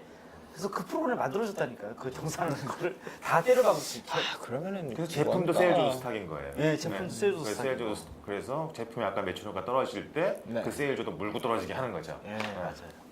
그래서 의료를 하게 되면 MTO를 진짜 많이 배울 수 있을 거예요. MTO 프로세스에 대해서. 이 세일즈 오더 스탁으로 가게 되면 이제 영업에서는 이제 유리할 수도 있고 이제 불리할 수도 있는 게 재고 관리 측면에서는 약간 어려운 점이 있어요 분명히 그렇죠. 맞아요. 꼭 이 세일즈 오더를 통해야만 나갈 수 있는 거기 때문에 다른 활용 가치는 없거든요 사실은. 맞아요. 전적으로. 네. 네. 근데 그래야 된다. 네. 그 주문은 그 고객, 그 바이어 거고 예. 그 바이어가 주문한 제품을 딴 데 팔 수는 없는 거거든요. 그렇죠. 딱 귀속이 돼버리니까요. 예, 맞아요. 세일즈 오더 스탁이 되는 그리고 순간. 실제 상황에서도 그 주문에 의해서만 제가 팔지 다른 게 나가지는 또 않아요. 그래서 MTO가 가장 맞는 베이스인 것 같아요. 단지 이제 아시다시피 MTO라는 것 자체가 유연성이 별로 없잖아요. 그렇죠. 그렇죠. 네, 그게 단점인 거지. 그 유연성만 잘 된다라고 하면. 근데 우리 사람 앞에서 가장 모든 사람이 다 그렇지만 영업에서 너무 계획을 변동시켜요. 그래서 생산 막 죽어나게. 저 안 그랬으면 좋겠어요. 진짜. 나 영업 때문에 그 영업. 근데 영업의 영업 입장에서는 세일즈를 높여야 하는 방법이기 때문에 결국 세일즈 높이는 거는 고객이 원하는 거거든요. 그쵸. 고객이 아니, 원하는 대로 이제 알죠. 판매를 하는 게 고객하고 협상을 잘하는 얘기지. 모든 걸 다 받아주는 그런 우리가 안 된다라는 것도 어필도 하고 야 우리 공장이 이미 돌아가고 있어 안 돼. 그렇게 강력하게 해야죠. 공장이 돌아가는 상황에서는 분명히 이제 안 된다고는 어필을 하죠. 하지만 이제 그 세일즈 플랜이 바뀌는 거는 돌아가는 상황에서 바뀌는 게 아니라 계속 지속적으로 들어오는 주문에서 바뀌는 거거든요. 이게. 근데 이제 앞단에서 이렇게 바꿔버리면 우리가 흔히 불힙 이펙트라고 하잖아요. 이제 그래서 그게 요동을 쳐서 결국엔 MM 입장에서 이제 물건을 어쨌든 우리가 이만큼을 판매하기 위해서 이만큼을 생산을 하려면 요만큼의 원자재가 필요함을 미리 계획된 거에 의해서 구매를 해야 되는데 이렇게 여기서 이만큼으로 바꿔버렸는데 우리는 당장 구매는 생산보다 또 판매보다 훨씬 더 이전에 해놔야 된다라는 거예요. 기간적으로 보면 그러다 보니까 대처할 시간이 줄어들어서 결국은 우리가 그게 원가가 높아질 수, 즉 비딩이라는 작업을 통화제를 절대 못할 수도 있는 상황까지 오게 되면은 원가가 높아질 수도 있다라는 거예요. 구매 단가가 일단 우리가 조율을 할 수가 없는 상황이 오기도 하거든요. 그러다 보면은 회사 입장에서는 그게 오히려 또 안 좋은 영향을 미칠 수도 있다라는 거죠. 그래서 이게 이제 뭐 MRP 프로세스도 이제 어떻게 보면 연관이 되는 건데 네. 영업 쪽의 측면에서도 MRP 프로세스를 준수하기 위해서는 프리징 타임을 가져가거든요. 뭐 네. 일주일이면 일주일 내에 주문은 변경을 못 한다라는 프리징 타임을 가져가기 때문에 이거 내에서는 MRP 프로세스가 잘 돌아가는 회사는 아마 변경하는 일은 드물 거예요, 거의. 그리고 변경을 하게 되면 분명히 디맨드로 들어갈 거기 때문에 그렇게 뭐 영업적인 변동이 많지는 않을 겁니다. 그 외에 일주일이라든지 그 이상의 어떤 뭐 미드 텀에 대한 세일즈 오더나 이런 게 이제 변경이 되는 거죠. 어떻게 보면 사실 이것도 이제 MRP에 이제 영향이 미치기 때문에 이런 게 변경이 되면 구매 쪽이라든지 생산 쪽에 영향을 미치는 건 맞는데요. 그래도 영업적인 측면에서는 바꿀 수밖에 없는 고객과의 어떤 이런 접점이 있기 때문에 바꿀 수밖에 없는 그런 현상은 있습니다. 네. 네, 뭐. 이해를 못하는 건 아닌데 네. 이런 제가 짜증이 나더라고. 그게 다시 우리가 어쨌든 다시 수행을 해야 되는 거니까 그런 그렇죠. 부분들이 네, 존재할 네. 수밖에 없어요. 네. 이거는 부서 간이라고 할까요? 부서 간에 서로 간의 이해가 필요한 부분이라고 볼 수가 있습니다. 제가 보기에는 이해해 주시죠, 그냥. 아니 부서간에도 접대가 필요해요. 생산이나 구매도 접대 좀 해봐야죠. 뭐 부서간에 접대가 필요하다니까. 생산은 멀리 있잖아요, 공장에. 영업은 주로 이제 영업 쪽은 아니, 본사니까. 고객하고 노래방 가서 넥타이 매지 말고 우리 공장에 와서도 좀 해달라고요, 좀. 네. 알겠습니다. 예, 자, 그래서 물건을 만들었는데 이제 본사로 팔아야 되죠. 예, 그렇죠. 네. 본사는 누구한테 팔아야 돼? 바이어한테 팔아야 예, 되고. 바이어한테. 네, 그렇죠. 네. 그래서 그 해외 공장에서 이제 세일즈 오더를 내서 본사로 보내고 본사는 이제 구매 오더로 해서 수입이 되는 거죠. 예, 그래서 그 세일즈 뭔가를 오더하고 그 본사 구매 오더랑 두 개 매일 매출 대사를 그때 맞추죠. 음. 그때. 그러면 고객은 한 번 주문을 했을지언정 예. 우리 해외 공장 법인이 있고 본사가 있기 때문에 우리의 SAP에 세일 조던 두 개가 되겠네요. 예, 맞아요. 그렇죠. 예, 두 개가 돼요. 네. 그래서 어떻게 했냐면 두 개가 됐는데 세일즈 번호를 1번으로 시작하는 거는 뒤에 번호 똑같고 1번으로 시작하는 거는 고객용, 세일즈 고객에서 오더. 오는 세일즈 오더. 네, 그리고 2번으로 시작하는 거는 내부 네, 세일즈 내부 오더. 세일즈. 해외에서 그래서, 들어오는 예, 세일즈 그래서 오더가 딱 리포트 보기 편하게 그렇게 또 해요. 아니면 두 세일즈 오더를 뭔가 연결할 수 있는 방법은 없나요? 기술적으로? 근데 우리가 그게 번호를 본다라는 거는 간혹 위험할 수가 있는 게 SAP 시스템에서는 이 넘버 레인지 자체가 가지고 있는 인터벌이 별도로 다 있기 때문에 간혹 뻥튀기가 점프가 될 수가 있거든요. 예, 맞아요. 인터벌이 있어서. 그래서 인터벌이 있기 때문에 오히려 가능한 프로세스이기도 하고요. 또 이제 익스터널로 이제 번호를 매길 수 있잖아요. 그래서 네, 그럴 그래서 때는 익스터널로 보통 그냥 분해를 익스터널로 한다라는 해야 거죠. 되는 경우이죠. 그런 거. 이제 그 경우는 거의 익스터널로 했으니까. 익스터널을 네. 사용을 하셨다라는 거구나. 그게 나을 것 같아요. 근데 이제 우리가 이제 단순하게 프로세스만 보는 게 아니라 뭐 데이터적인 측면으로 보면 연결고리가 딱 있으면 좋긴 한데 명확하게 이제 그런 연결고리를 지을 수 있는 거는 연결고리가 있는 게 좋아요. 업무적으로는 의료회사 그렇죠. 업무적으로는 맞아요. 연결고리가 연결고리를 있어서 두는 게 그거를 나중에 딱 이제 분석할 때 수익성 분석할 때도 어쨌든 다 엮어야 두어 오더를 다 엮어야 될 텐데. 네. 그래서 어떻게 시스템적으로 되냐면 연결고리를 갖게끔 이렇게 기능적으로 딱 뭐 세팅이나 이런 게 있는 건 아니고요. 그걸 연결고리를 가질 수 있게끔 어떤 공 사용 필드를 정의를 해서 그걸로 연결을 하는 그걸로 이제 거죠. 연결을 네. 하시는구나. 공장의 세일즈 오더에 네. 본사의 세일즈 오더 넘버를 넣는 필드를 만들어서 별도로 어디다 만들어서 넣고서 사용자 정의 연결을 필드를 이렇게 할수 만드는 거죠. 있게. 네. 네. 그렇게 하면 훨씬 네. 더 시스템적으로 깔끔하겠네요. 그렇죠. 네. 네, 지금까지 이제 의료하고 식품 쪽을 얘기를 했고요. 기계 산업 쪽을 한번 얘기를 해보도록 하겠습니다. 기계 산업을 하게 되면 보통 일반적인 제조잖아요, 기계가. 근데 특수하게 보면 중장비나 뭐 자동차 쪽을 본다라고 하면 우리가 이제 옵션이라는 정보가 들어가죠. 자동차도 우리가 뭐 에어컨을 넣겠다, 뭐 파워 스티어링, 뭐 열선 시트, 뭐 이런 여러 가지 옵션이 있는데 그런 옵션들을 반영하기 위해서 SF에서 이제 기본적으로 제공하는 기능 중에 그 VC라고 해서 베리언트 컴퓨레이션 기능이 있죠. 예, 그 부분 섞어서 얘기를 계속 해보도록 하죠. 예. 건설 기계에다 생각하고 뭐 얘기를 하면 되겠네요. 예, 그렇죠. 네, 그래서 네. 이게 얘기를 한번 굴삭기. 해보시죠. 예, 굴삭기. 네, 예. 불도저 뭐 이런 거. 예, 그렇죠. 어. 예. 그래서 제가 굴삭기 쪽을 2개를 했었는데 네.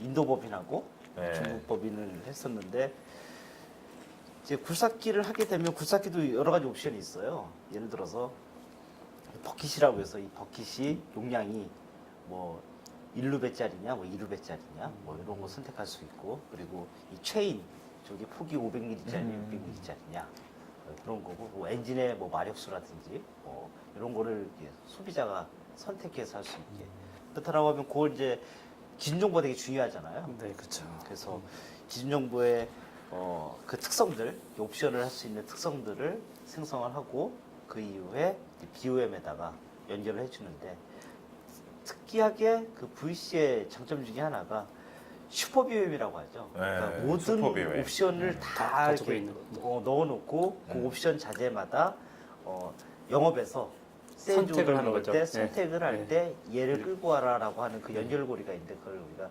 디펜던시라고 얘기를 하죠. 그 디펜던시를 만들어서 BOM에 다 연결을 시켜주는 그 작업이 끝나고 나면 실제적으로 영업에서 이제 주문을 넣으면 이제 그 특이한 게 보통 VC를 쓰려고 하면 우리 생산 전략 26번을 쓰잖아요. 그래요? 예, 그건 26번. 생산에서만 알 수 있을 것 같은데. 26번 전략을 쓰는데 그렇군요. 예, 네. 그 26번 전략의 특징이 뭐냐면 세일즈 오더를 넣고 옵션을 딱 선택해서 만드는 순간 세일즈 오더에서 코스팅을 한번 딱 해줘요. 세일즈 오더 코스팅. 그때 이제 원가를 돌려줘요. 그래야지 그 세일즈 오더에 해당 옵션에 해당하는 가격이 나오기 때문에. 코스팅을 돌리는 이유가 이제 하나하나 선택을 하는 거잖아요. 옵션을 선택하기 때문에 이거별로 이제 원가가 다 다르기 때문에 네, 맞아요. 거기서 이제 어느 정도의 원가가 되는지를 한번 시뮬레이션 이렇게 네, 해보는 맞아요. 거죠. 그런 개념이라고 보시면 돼요. 시뮬레이션 플러스 그게 재고로 입고 잡힐 때도 예. 그 단가 가지고 입고 잡힙니다. 그렇죠. 그게 기본적으로 보통 제조회사에서의 표준 원가는 머티리얼 레벨로 만드는데 네. 지금 여기는 이제 세일즈 오더에 표준 원가가 있는 거예요. 예, 네, 세일즈 맞아요. 오더에. 예. 그래서 자재 마스터에 가면 표준 원가가 안 보여요. 세일즈 오더를 넣고 들어가야 세일즈 오더에 들어가야 그 표준 원가가 있습니다. 네. 맞아요. 예. 자, 그렇게 되면 이제 궁금할 수가 있는 게 하나 생길 텐데요. 네. 우리가 보통 이제 세일즈 오더를 통해서 원가들이 정해졌더라고요. 원가라는 거는 우리가 흔히 MM 입장에서 보면 원가는 구매한 금액이 반영돼서 적용되는 게 이제 원가가 된다라고 이제 흔히 이제 설명을 하고 하는데 그렇게 되면은 원가가 미리 정해져 있어요. 예를 들어서 100원이라고 하나 정해져 있다고 했는데 그 물품에 대해서 우리가 뭔가 이제 만들기 위해서든 뭐든 원자재를 구매를 해요. 그러면 이제 그 원가가 100원을 넘어간다라고 하면은 그거는 그냥 가격 차이로 이렇게 그냥 분배가 되고 마는 건가요? 원가 차이가 발생을 하고요. 원가 차이 네. 발생으로만. 근데 원재료에서는 원가 차이가 발생하는 건 아니고 사실은 네. 왜냐하면 원재료는 인포레코드라고 하는 구매 단가, 기준 그렇죠. 단가 있잖아요. 그렇죠. 네, 근데 그걸로 표준 원가할 때 계산을 하겠죠. 네. 근데 실제로 입고할 때는 그 단가가 아니라 이거죠. 그러니까 더 플러스된 단가라든가 아니면 바게닝 파워를 가지고 해서 마이너스 단가라든가 할 수 있잖아요. 그렇죠. 그러면 재고가가 구매 입고된 재고가가 정해지는 거고. 그러니까 그냥 저기 뭐냐 총평균가처럼 활용을 한다라고 보면 되겠네요. 네. 그건 이제 총평균으로 하는 방법이 있고, 네. 그다음에 이동평균으로 하는 방법이 있는데, 이동평균을 쓰게 된다 그러면 입고할 때마다 그 금액이 결정이 되고, 그렇죠. 총평균은 월말에 결정되는 거예요. 월말에. 그렇죠. 네. 그래서 어쨌든 재고로 들어갔어. 재고로 들어간 이후에 그 재고를 출고시키면 재고에 들어가 있는 금액이 실제 금액으로 들어가는 거죠. 네, 맞습니다. 네. 그러면 표준 원가 때 계산했던 원재료비와 네, 실제 원가에서 계산할 때 원재료비가 달라지게 되고, 네, 그 달라진 부분은 차이가 돼요. 네, 차이가 돼. 그럼 그 차이가 제품의 차이까지 올라가야 되죠. 네, 그렇죠. 그래서 제품의 차이까지 올라가서 제품 레벨에서도 요놈을 기말 재고로 보낼래, 매출원가를 보낼래를 결정하게 돼 있는 거예요. 원가는 어렵네요. 그냥 저는 잘 사기만 네. 하겠습니다. 근데 그 사이에 반제품이 있어 이제. 생산에 반제품이 있으면은 원가가 원재료에서 반제품으로 올라가고, 반제품 단계가 또 공작기계 같은 경우, 건설기계 같은 경우 엄청 깊어요. 반제품 네, 단계가. 맞아요. 그렇죠. 엄청 깊으면 계속 따고 올라가야 돼요. 타고. 롤업 된다고 하죠. 롤업을 쭉 해가지고 제품 단으로 올라가게 되는 거고, 제품의 수량이 여러 개야. 그럼 수량에 따라서 또 원가 차이를 안 보내줘야 되는 이런 현상이 발생을 하는데, 그래서 원가 입장에서 보면 기계 산업이 제일 어려워요. 기계 산업이. 구매 입장에서 보면 기계 산업이 됐든 어떤 산업이 됐든 저희는 가장 적정한 금액으로 구매만 하겠습니다. 뭐 원가 이런 거 고민하지 않겠습니다. 그냥.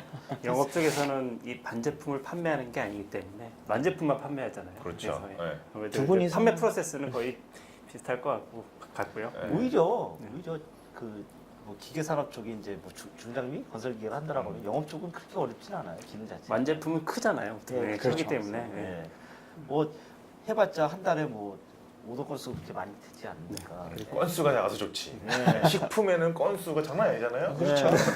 여기는 뭐 구매도 그렇고 생산도 그렇고 영업도 그렇고 건수 자체가 일단 기본적으로 많기 그래서 때문에 뭐 식품 CPG 산업 같은 경우는 주문별로 뭐 수익성을 분석한다는 거는 크게 의미는 없지만 네, 이런 VC 산업에서는 아무래도 이 세일즈 오더별로 수익성을 분석하는 게 굉장히 의미가 있죠. 되게 중요하죠. 네. 한 대당으로 중요해. 한 대당으로. 공작기계나 건설기계나 이거는 한 대당으로 중요하고, 맞아요. 건설기계 같은 경우에는 우리 자동차처럼 네. 차대번호 비슷한 유니크한 넘버가 있을 거예요. 예, 맞아요. 네. 그거별로 우리는 수익성 분석을 해야 돼요. CO는. 그래서 그 예전에 차대 번호 자체가 좀 길잖아요. 그렇죠. 길어요. 이제 열자리가 넘어가는데 처음에 이슈가 생겼던 게 배치 코드를 배치가 10자리인데 거기에 차대번호를 넣다 보니까 이게 안 맞는 안 거예요. 맞겠죠. 안 맞겠죠. 네. 그래서 그걸 어떻게 구현을 했냐면 그 배치 번호를 안 쓰고 그 SAP에 보면 시리얼 넘버라는 게 있어요. 아 있어요. 네. 그 시리얼 넘버를 오더단에 다 집어넣어 주는 거예요. 이렇게. 아, 그래서 그걸로 하면 관리할 수 있게. 그래서 시리얼 넘버 체벌하는 것도 우리 ISO 규정에 보면 이 차대 번호를 하는 생성한 룰이 있어요. 룰이 다 몇 존재하는 년도에 뭐 이렇게 아. 앞에 뭐 알파벳 뭐 해가지고 그거 딱 안 들어가게 개발해가지고 오더 딸 때마다 자석으로 탁 매핑되게 해줬었거든요. 시리얼 넘버를 충분하게 썼네요. 시리얼 네. 체벌하는 게 산업별로 다 이렇게 규정이 있는 건가요? 그래서? 건설기계 예, 틀리고 자동차 틀리고. 우리 거기 바코드 틀려요. 체벌하는 것도 룰이 있듯이 이것도 예. 다 존재하나 보네요. 그 ISO 규정에 의해서 그걸 체벌하게 만들어줬었어요. 그래서 그게 스탠다드로 다 기능이 예, 되는 예, 거죠. 그렇죠. 네. 예. 근데 더 좋은 점은 그 시리얼 넘버를 쓰게 되면 우리 이제 설계 변경을 하게 되잖아요. 네. 그렇죠. 네. 근데 보통 설계 변경이라는 거는 디폴트가 날짜예요. 언제 날짜부터 이 변경된 비용을 적용하겠다 그렇게 되는데 시리얼 넘버를 쓰게 되면 어떤 차대 번호부터 들어가겠다라는 걸 정할 수가 있어요. 그 ECN이라는 그 거기 안에 보면 그 밸리디티 타입, 그 유효성 검증이라는 그 안에 표준 파라메타에 시리얼 넘버라는 게 들어가 있어서 그걸로 설계 변경도 몇 호기부터 차대 번호 몇 호기부터는 이 비용을 적용해. 그래서 그걸 적용해서 들어갈 수가 있어요. 그래서 그게 좀 유용한 기능 중에 하나죠. 예, 그 시리얼 넘버를 쓰게 되면 그 기능을 할 수 있다라고 보시면 될 것 같고, 그리고 저희 기계 산업은 보통 보면 BOM 레벨이 되게 크잖아요. MRP에 대한 이슈도 좀 있긴 해요. 네. 그러니까 여러 개 레벨이 워낙 많긴 하다 보니까 MRP의 퍼포먼스에 좀 영향이 좀 있어요. 그걸 할 때 보면. 기계 산업이 보면 주문 제작이긴 하지만 네. 반제품 단에서는 계획 생산도 하잖아요. 그쵸, 하죠. 네, 네. 예, 그럼 맞아요. 그때는 이제 세일즈 오토 스탁도 아니면서 예. 계획 그냥- 생산도 이루어져야 되는 부분이 있는데 그 부분 때문에도 더 어렵지 않나요? 근데 저는 어떻게 이걸 풀었었냐면 보통 서열 계획이라고 하죠. 서열 계획. 서열 계획이요? 예, 서열 계획이라고 해서 서열 이제 몇 호기를 뭐 생산하겠다라고 이렇게 줬는데 VC를 쓴다라는 것 자체는 고객 주문이 들어오면 무조건 생산하는 거잖아요. 해야죠. 네. 그렇죠. 네. 근데 그렇게 안 해요. 주문이 뜨문뜨문 들어오잖아요. 그렇죠. 그래서 많이 나가는 옵션들이 있는 걸 계획 생산을 해서 미리 미리 해놓고 고객 주문이 들어오면 그 재고 중에 내가 필요한 옵션이 있는 정보를 가지고 피팅해서 갈 수 있게 그렇게도 할 수가 있어요. 그렇게 가는데 그렇게 되면 이제 보통 반제품 단위다라고 하면 그래도 반제품도 세일 조도로 묶어줘요. 왜냐하면 야 내가 메토기를 해야 되는데 반제품 지금 어디까지 진행이 돼 있어 그걸 봐야 되잖아요. 그래서 반제품 단까지는 우리가 MTO로 가요. 하지만 반제품도 주요 반제품들이 그렇게 돼 있겠죠. 그쵸. 네, 네, 주요 그리고 반제품이. 밑에 있는 부품들 원부자재 같은 경우는 다 셀 조스탁을 할 필요가 없죠. 왜냐하면 뭐 나사라든가 볼트 이런 건 셀 조스탁 할 필요가 없잖아요. 그렇죠. 예, 그렇죠. 그런 건 그냥 다 셀 조스탁 다 풀어버리고 그냥 다 공급할 수 있게 그렇게 구현하는 게 낫죠. 저 아까 얘기했던 우리 OEM하고 비슷하긴 하지만 이 부분에서 이제 좀 차이가 좀 있네요. 예, 그쵸. 맞아요. 이 부분에서 반제품 레벨의 생산이 계획 생산으로 이루어지는 부분이 있다. 예, 맞아요. 그래서 보통 그분들은 보통 그러잖아요. 고객이 나 굴삭기 하나 주문했는데 지금 어디까지 만들어져 있니? 물어보잖아요. 영업 상황한테. 진행 상황을 파악을 해야 되니까요. 그렇죠. 그렇죠? 그래서 네. 중요한 반제품까지는 모니터링 할 수 있게 MTO로 묶어놔야지. 지금 어린 아이까지 와 있고요. 반제품 어디까지 생산돼 있습니다라고 다 해주죠. 그렇게 조금씩. BOM이 이 뎁스가 상당히 깊다고 했잖아요. 예. 이 반제품별로 다 자기 자사 공장에서 다 만들지는 않을 것 같아요. 지금 영업의 입장에서 이제 여쭤보는 건데 그렇죠. 얘를 다 네. OEM 할 수도 있고 이런 상황인 거죠. 네, 어떻게 보면. 네. 네. 거기서도 이제 사급이라는 게 일어나요. 그렇죠. 네. 예. 그래서 중간 단계에 이제 사급이 있으면 또 생산 입장에서 보면 완전 사급이라는 게 있고 공정 중에 특정 라인만 특정 공정만 밖으로 외주를 주는 경우가 있어요. 두 개 다 이제 기능적으로는 다 가능해서 그렇게 되면 쪽 영업장 쪽에서 자동으로 PO가 나가죠. 사급 PO가. 예.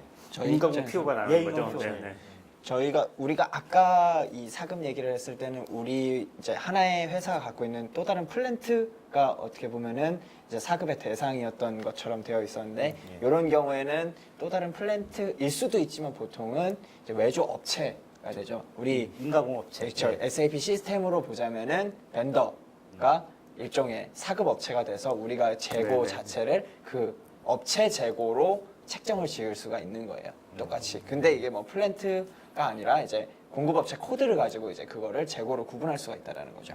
그러면 우리는 이 업체한테 이만큼의 재고를 줘서 결국은 완제품이 그들 입장에서 완제품이지만 우리한테는 반제품이 될 수도 있고 완제품이 될 수도 있어요. 결과적으로는 입고는 그렇게 생산이 완료돼서 우리한테 납품되는 걸 입고를 잡아서 다시 생산해서 그걸 또 활용하는 거죠. 투입하고. 네. 근데 그런 게 여러 군데 있으면 프로세스 복잡해져요. 네, 시간도 오래 걸려요. 예. 그렇게 되죠. 이런 경우 있죠. 우리가 그 반제품 생산 라인이 있기도 하고 예. 네. 맞아요. 외부에서 OEM 하는 사급을 거죠. 하기도 하고 그렇죠. 그런 경우가 있어요. 예, 그런 맞아요. 경우에 자재 코드를 하나로 가나요? 두 개로 가나요? 하나로 가요. 예. 자재 코드는 하나로 가는데 재고 자체를 구분할 수가 있는 거예요. 그러니까 우리 자사 재고다. 물론 사급을 줬다는 것도 자사 재고긴 하지만 이거는 사급을 준 재고다라고 해서 재고 자체가 구분이 돼서 보이기 때문에 코드 자체는 하나로 갈 수가 있는 겁니다. 예, 그 반제품을 생산해가지고 들어왔어요. 네. 우리도 생산을 했어요. 네. 그러면 생산 창고가 하나만 합쳐질 거 아니에요? 네. 네. 들어왔을 때요. 네, 네. 이제 그럴 때는 아까 우리가 얘기했던 거 네, 있잖아요. 네. 라트 다 나눠서 관리하시면 되죠. 그런 배치로 식으로 관리하죠. 하고 코드를 다 하나로 관리- 간다. 네, 그렇죠. 네. 근데 그런 원가 요소들이- 입장에서는 나눴으면 좋으신 것 같죠 지금. 결국은 나눴으면 좋겠죠. 왜냐하면 그 원가 자체가 틀리기 때문에. 뭐 물론 네, 나누는 게 좋지만 기능상으로는 안 나눠도 뭐 해결할 부분은 다 있으니까. 그렇죠. 근데 물론 원가는 섞여요. 그러면 네, 그렇죠. 섞여가지고 평균된 원가로 그 상위에 들어갑니다. 그렇죠. 네. 아니 그럼 원가 자꾸 저렇게 물어보잖아요. 그런데 뭐라고 하냐면 완제품도 구분해. 완제품도 예를 들어서 A 업체에서 들어간 그 자재로 만든 완제품하고 비옵션 들어간 완제품하고 그렇게 하려면 완제품까지도 또 스플릿 밸류에이션을 해야 되는데 그렇게 할 수 있겠어? 라고 이제 물어보죠, 역으로. 그래서 그거 하나 잡으려고 온 물류를 다 힘들게 뒤흔드는 거 할 보면- 거니? 이렇게 물어보죠. 하겠다라고 하면 하세요.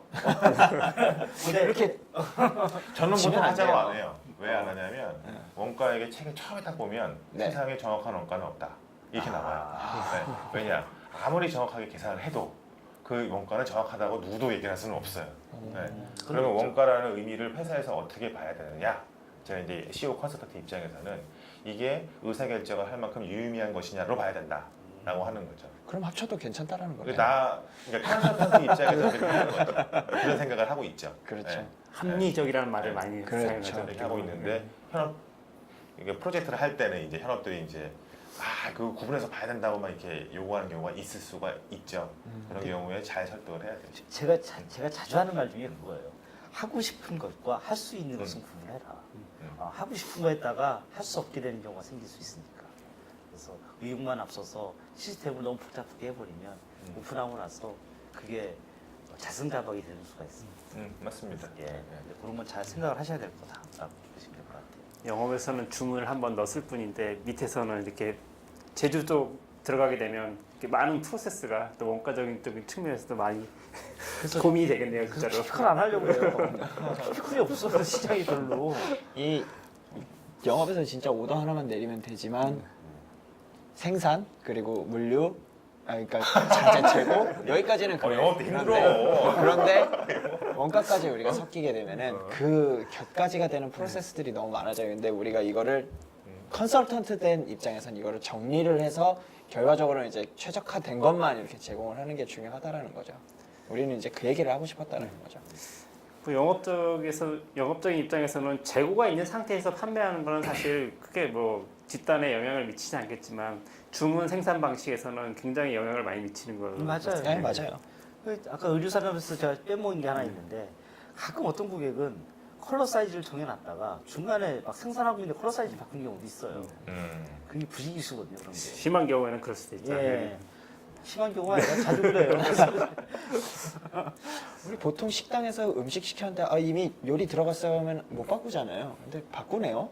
그거 바꾸게 되면은 어떻게 되나요? 바꾸게 되면 생산에서. 생산은 이제 다시 조정을 하죠. 컬러 근데 사이즈를 조정을 해요. 이미 공정이 만약에 예를 들어서 들어갔어요. 공정이 들어갔는데 뭐 색깔도 입히고 다 할 텐데 그러면은 실질적으로 실물은 어느 정도 만들어져 있는데 바꿔야 되면은 사실 그게 사급이기 때문에 대부분 네. 사급이기 때문에 이 고객이 그런 건 다 책임을 갖고 있는데 네. 이제 중간에 공정을 변경하는 게 어려운 거죠. 사실 어떻게 보면은. 네. 근데 옷이라는 게 의류라는 게 하루에 뚝딱 만들어지는 게 아니라 여러 기간에 걸쳐서 한 몇 개월 동안 만들어지는 거기 때문에 중간에 이제 예를 들어서 컬러 사이즈 뭐 레드 컬러에 뭐 엑스라지를 생산을 하고 있었어요. 근데 이게 수량이 뭐 바뀌었어. 그러면 중간에 수량 조정을 해요.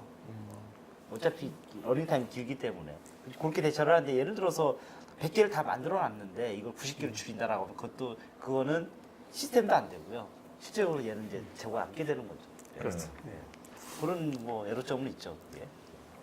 자 어쩌다가 다시 우리가 의류로 돌아갔네요. 다시 기계산업으로 원론으로 다시 돌아와서 뭐 어떻게 보면 지금 우리가 얘기를 하려고 하는 이 VC라는 게 어떻게 의류 산업도 이제 어느 정도 엮였고 또 사급도 마찬가지로 다 이게 뭐 굳이 산업별이라고 나눌 수도 없는 게 그런 기능들을 여러 산업에서 우리가 쓴다라는 걸 얘기하다 보니까 돌아간 것 같아요. 그래서 그렇죠. 네. 기계 산업에 대해서 다시 한번 좀 그 특징적인 거를 몇 가지 좀 더 얘기를 해봐야 될 것 같은데 VC 말고 또 뭐가 있을까요? 기계 산업 쪽에 제가 좀 많이 생각했던 게 뭐냐면 자그마한 부품들 있잖아요. 아 그렇죠. 나사 뭐 이런 거. 이런 작은 거죠. 나사 같은 거. 이런 네. 거 같은 경우는 저희가 벌크 자재로 설정을 해요. 그러니까 벌크라는 개념 자체가 이제 크게 그렇죠. 들어오는 재고 관리하지 않는. 예, 그렇죠. 네. 근데 벌크 프로세스가 이제 특징을 살펴보면 그거잖아요.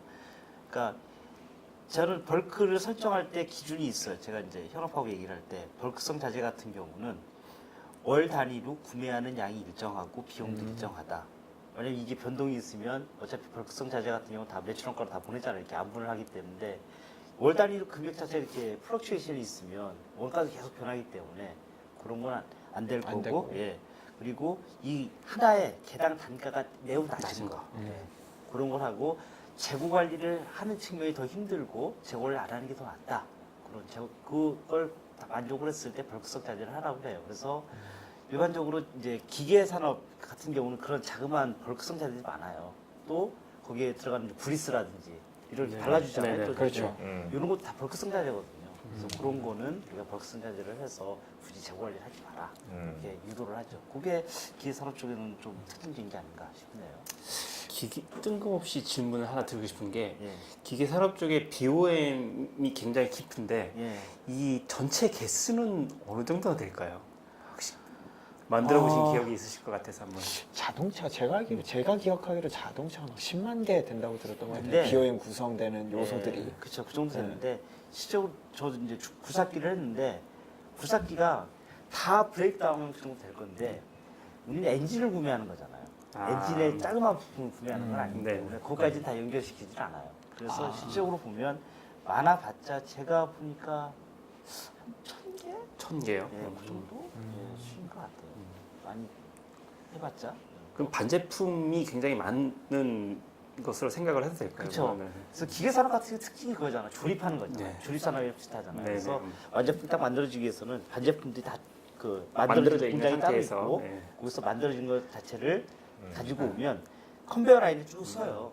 자동차도 마찬가지고 그 중장비도 건설기계도 마찬가지고 컨베이어 라인에 반제품 또는 원부자를 다 갖다 놓고 그걸 조립해서 그 다음 라인 넘어가고 있을 때 완성이 돼서 가는 거예요. 이 비즈니스의 이 VC 산업에서도 어떻게 보면은 그 파트너 협력 업체들이 주변에 다 있겠네요, 뭔가 같이. 그렇죠. 네. 이제 그것도 만약에 컨베이어 라인이 있다라고 하면 G2 개념이 들어가겠죠.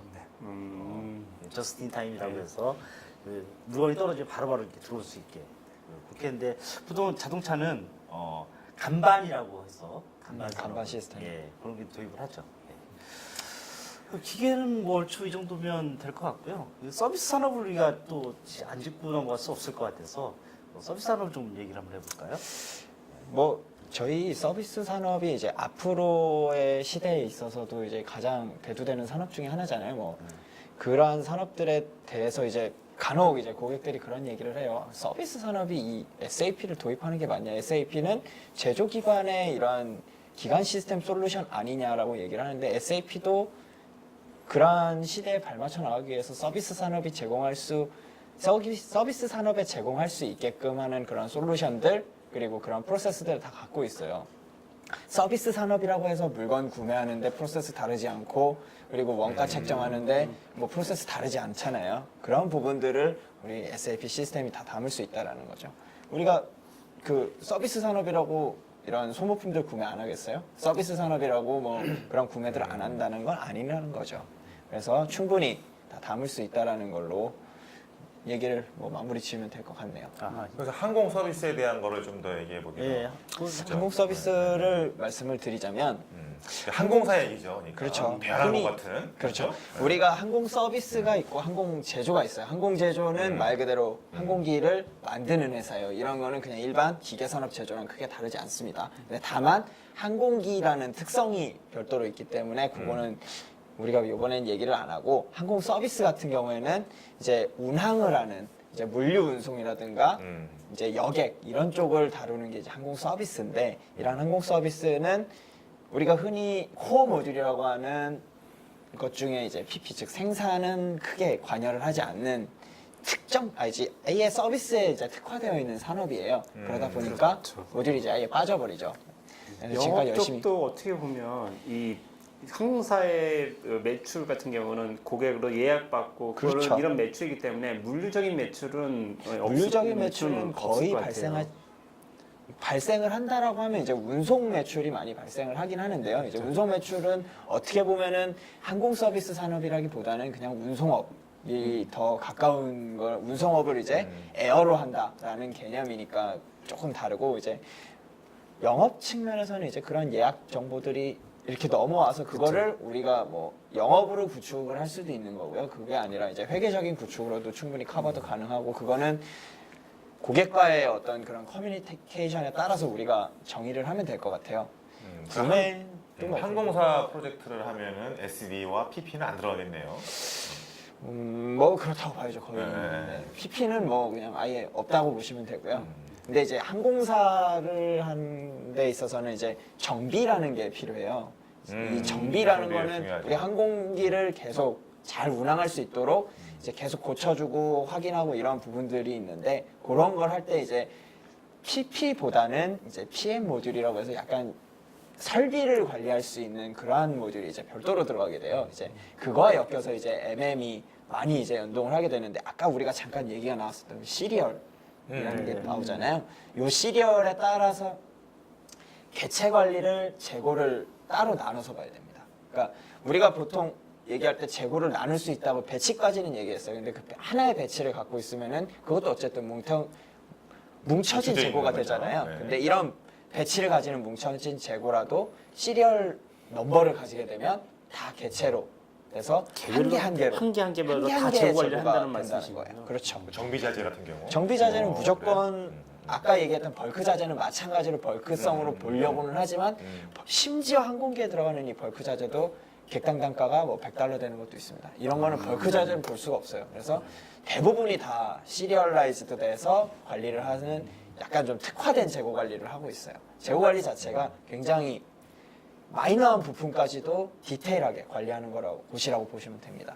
그럴 수밖에 없는 게 사고 나면 이제 어떤 부품이 어떤 시리얼 넘버가 잘못된지 그걸 파악하기 위해서 그렇게 그렇죠. 하는 거죠. 네. 비행기 사고는 큰일 나는 거지. 그러니까 자동차 사고보다 더 큰일 나는 거지. 흔히 자동차 사고가 나는 빈도수는 당연히 자동차 사고가 더 많은데 이제 사망률은 비행기 사고가 훨씬 크죠.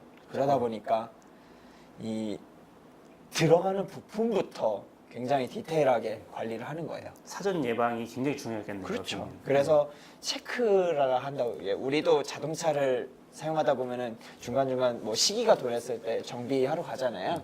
그런 정비 기간이 굉장히 다양하고 짧고 길고 한 것들이 정비 종류도 많고 그러한 기간도 굉장히 디테일하게 설정을 해서 관리를 하고 있더라고요.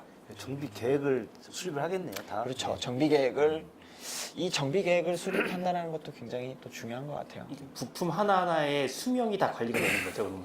그러면. 수명 관리는 이게 시리얼을 관리한다라는 거는 이 수명을 리니얼할 수 있다라는 걸 의미해요. 그러니까 우리가 흔히 물건을 사서 정비를 해서 정비도 이제 생산 오더처럼 정비 오더가 발생을 해요. 그러면은 우리가 물건 산 거를 투입해서 정비 원가로 보고 끝나거든요. 그런데 여기는 이제 이렇게 투입하고 끝나는 게 아니라 외부로 물건을 내보내서 수리해와서 다시 새 제품처럼 즉 A급 제품이 아니라 B급 제품으로 계속 쓰는 개념처럼 수리순환 품목으로 재고를 관리하는 게 대다수입니다. 또 그런 형태의 재고 관리 유형이 있다라는 거죠. 서비스 산업인데 재고 관리도 하고 뭔가 이제 PP와 비슷한 이제 뭔가 정비를 하는 그러한 작업들까지 다 들어가는 게 이제 항공 서비스 산업이고 특정 일반 서비스 산업은 이런 부분들은 좀 빠지게 되겠죠. 대신에 이제 구매에 대한 이력 관리나 아니면은 우리 원가 측면이나 아니면 일반 서비스 같은 경우는 영업 측면이 굉장히 강해지죠. 네, 그런 부분들. 저보다 원가 얘기를 더 많이 하시는데. 야, 항공사에서 그런 원가를 따지면 제 생각에 노선별로 수익성을 뽑아야 될 것 같아요. 충분히 그렇죠? 네. 충분히 요구를 하는 사항들이죠. 그리고- 노선별이 그리고- 가장 크죠. 노선별, 노선- 후기별? 후기별도 있나요? 노선이 나오려면 그 플라이트 넘버별로 해야 되겠죠. 그렇죠, 플라이트 기본적으로. 넘버별. 비행기별로 그냥 비행기 많이 수익- 타보셨나 봐요. 플라이트 넘버 한 번 날아가는 게 플라이트 넘버 아니에요. 그렇죠. 편명. 아 죄송합니다. 편명별로 해야 되는 거고. 한글말로 하나 영어로 하나 똑같아요. 그 편명으로 하려면 플라이트 오더라는 게 만들어지고. 그렇죠. 그 플라이트 오더에 원가를 투입하고 수익도 만들어서. 그렇죠. 그 플라이트 오더를 가지고 플라이트 수익성 분석을 하는 거죠. 네, 그렇습니다. 자, 여기에서 이제 우리 SAP에 플라이트 오더라는 게 있어? 라고 이제 의문을 가지시잖아요. 이제 그럴 때 나오는 게 아까 우리가 그 의류 산업을 얘기할 때 FMS라는 솔루션이 있습니다라고 했듯이 이렇게 항공 서비스 또는 항공 제조를 할 때 쓸 수가 있는 게 바로 에어로스페이스 앤 디펜스라고 해서 이 항공 관련된 솔루션이 또 항공 방산이죠, 정확히는 방산 관련된 솔루션이 제공을 하는데 여기에서 이제 이 플라이트 오더를 관리하는 모듈이 들어오게 돼요. 근데 이게 흡사 이제 PP와 되게 비슷합니다. 이제 PP를 조금 변형한 형태, PP와 PM을 섞어놓은 형태가 이제 플라이트 오더고 이 플라이트 오더에서 우리가 아는 그 액티비티들을 다 넣어서 말씀하신 대로 원가가 다 책정이 되는 거죠. 거기다가 원가 발생된 원가를 다 집어넣는 거네요. 그렇죠. 네. 이 플라이트 오더 이게 이제 좀 구분이 될 수가 있어요. 우리 정비 원가와 그런 플라이트에 대한 노선별 원가는 약간 좀 구분이 될 수가 있어요. 엄밀히 구분돼야 말하면. 되겠죠. 네. 거기에 매출은 그거잖아요. 그 일반 고객들이 그렇죠. 일반 네, 고객이 고객들이 예약하는 네, 그런 그렇죠. 이제 그거를 세일즈로 엮느냐 아니면은 회계로 엮느냐 크게 그렇게 간다고 보시면 됩니다. 근데 이거를 세일즈로 엮으면 우리가 고민을 해야 될 게 예약하는 승객수가 불특정 다수에 굉장히 많잖아요. 그렇죠. 그리고 네. 확정 예약이 넘어가야 되는 부분들이 있고 요거는 우리가 아직은 SD 모듈을 활용을 해서 이걸 어떻게 좀 더 플렉서블하게 할 수 있을까는 우리가 좀 더 고민하고 앞으로 가져가야 될 숙제라고 생각을 합니다. 그다음 기내식 있잖아요, 기내식. 그렇죠. 아유, 비행기 많이 타고 오셨어요. 기내식도 서비스인 거죠. 네. 기내식은 제작을 하는 경우도 있을 거고 외주로 맡겨서 구매를 하는 경우도 있을 건데 예. 대다수는 그런 케이터링 업체가 별도로 존재를 해서 케이터링 업체와 계약을 맺고 우리가 구매를 해서 카트 형태로 이제 패키지된 형태로 딱 실어주고 끝나요. 실어주고 끝나면은 이제 그걸 우리는 판매를 하는 건데 이제 뭐 판매 매출 들어 우리는 구매 MM 쪽에서는 구매한 금액만 정산하면 되고 이제 SD 영역에서는 그렇게 판매하는 부분들 매출을 정리하면 되고 기내식만 있느냐 또 이제 우리가 면세품 판매. 면세품 판매도 있잖아요. 생각해보면 SD를 활용할 게 굉장히 많은데 이제 약간 좀 그 품목이 굉장히 마이너한 하기도 하고 그런 부분들이 또 이제 되게 우리가 일반 제조나 식품산업, 의류산업처럼 판매가 굉장히 엄청 큰 그런 부분이 또 아닐 수가 있기 때문에 아직은 그런 부분은 어쨌든 그런 매출은 분명히 발생합니다. 그러면 이 매출도 다 플라이트 오더에 다 귀속이 돼서 수익성 구성이 가능하겠네요. 충분히 네. 가능하죠. 네. 우리가 그러한 플라이트 오더는 호기별도 어쨌든 그 비행기 기체라고 하거든요. 그 기체별로도 원가는 분석을 해야 되거든요. 이게 편별로도 분석, 노선보다 더 낮은 게 편인데 이 편별로 어쨌든 원가가 다 집계되면 결국 집계되는 거는 노선별로 집계가 되는데 이때 이제 판매하신 것까지 다 집계를 하시는 거죠. 서비스 산업까지 봤고요. 이러닝 수강생들이 이제 그 SAP 컨설턴트에 대해서 관심이 되게 많으시다고 하더라고요. 그래서 개인적으로 짧게 각자 생각하는 뭐 컨설턴트가 되면 어떤 게 좋고 좀 뭐가 뭐 필요하지, 뭐 어떤 게 좋은지 뭐 컨설턴트에 대해서 간략하게 좀 얘기해 볼까요? 뭐 굳이 우리 본인 직업에 그렇게 만족할 만한 이유가 있을까? 대부분의 사람들이 이제 왜 만족하는 사람 별로 없죠. 네. 그래도 고충이 있으니까. 그래도 뭐 CEO 컨설턴트인 CEO랑 국한시키지 않고 저 같은 경우는 컨설턴트 하면 뭐가 좋으냐면 한 군데서 일하지 않고 여러 군데서 다양한 경험을 할 수 있다는 거. 이게 가장 좋은 것 같아요. 네. 그냥 한국뿐만 아니라 외국에서 경험을 많이 할 수가 있고 한 군데 보통 직장에 있으면 이렇게 지루한 경우가 많이 있거든요. 사람에 따라서 다를 수가 있겠지만 저 같은 경우는 한 군데 계속 있으면 거기 맨날 출근하는 게 지겨운 거예요. 네. 다른 데 가고 싶어요. 한국에 있으면 외국 나가고 싶고 외국에 있으면 한국에 있고 싶고 그건 그냥 돈만 싸라. 그래서 그런 것들을 즐겨하는 사람들은 컨설턴트 하면 일단 좋고요. 네. 그다음에 전문 지식이 쌓일 수가 있습니다. 네. 일반 그렇죠. 회사에 들어가면 뭐 자기가 뭐 행정적인 업무를 한다든가 자기 업무에 좀 국한되어 있는데 이 컨설턴트는 사실은 한 직장을 가더라도 다른 직장으로 옮기기도 쉬운 자기만의 전문 지식을 쌓을 수 있는 영역이라고 생각해서 그 SAP 컨설턴트를 제가 이렇게 만족할 만하게 느끼고 있지는 않지만 어쨌든 좋은 직업이라고 생각하고 열심히 하고 있습니다. 여러분들도 이런 것들이 관심이 많으시면 지원을 해서 컨설턴트를 하시면 좋겠습니다. 저도 네, 말씀하신 것과 유사한데요. 지금 오늘 저희가 여러 비즈니스를 얘기를 했잖아요.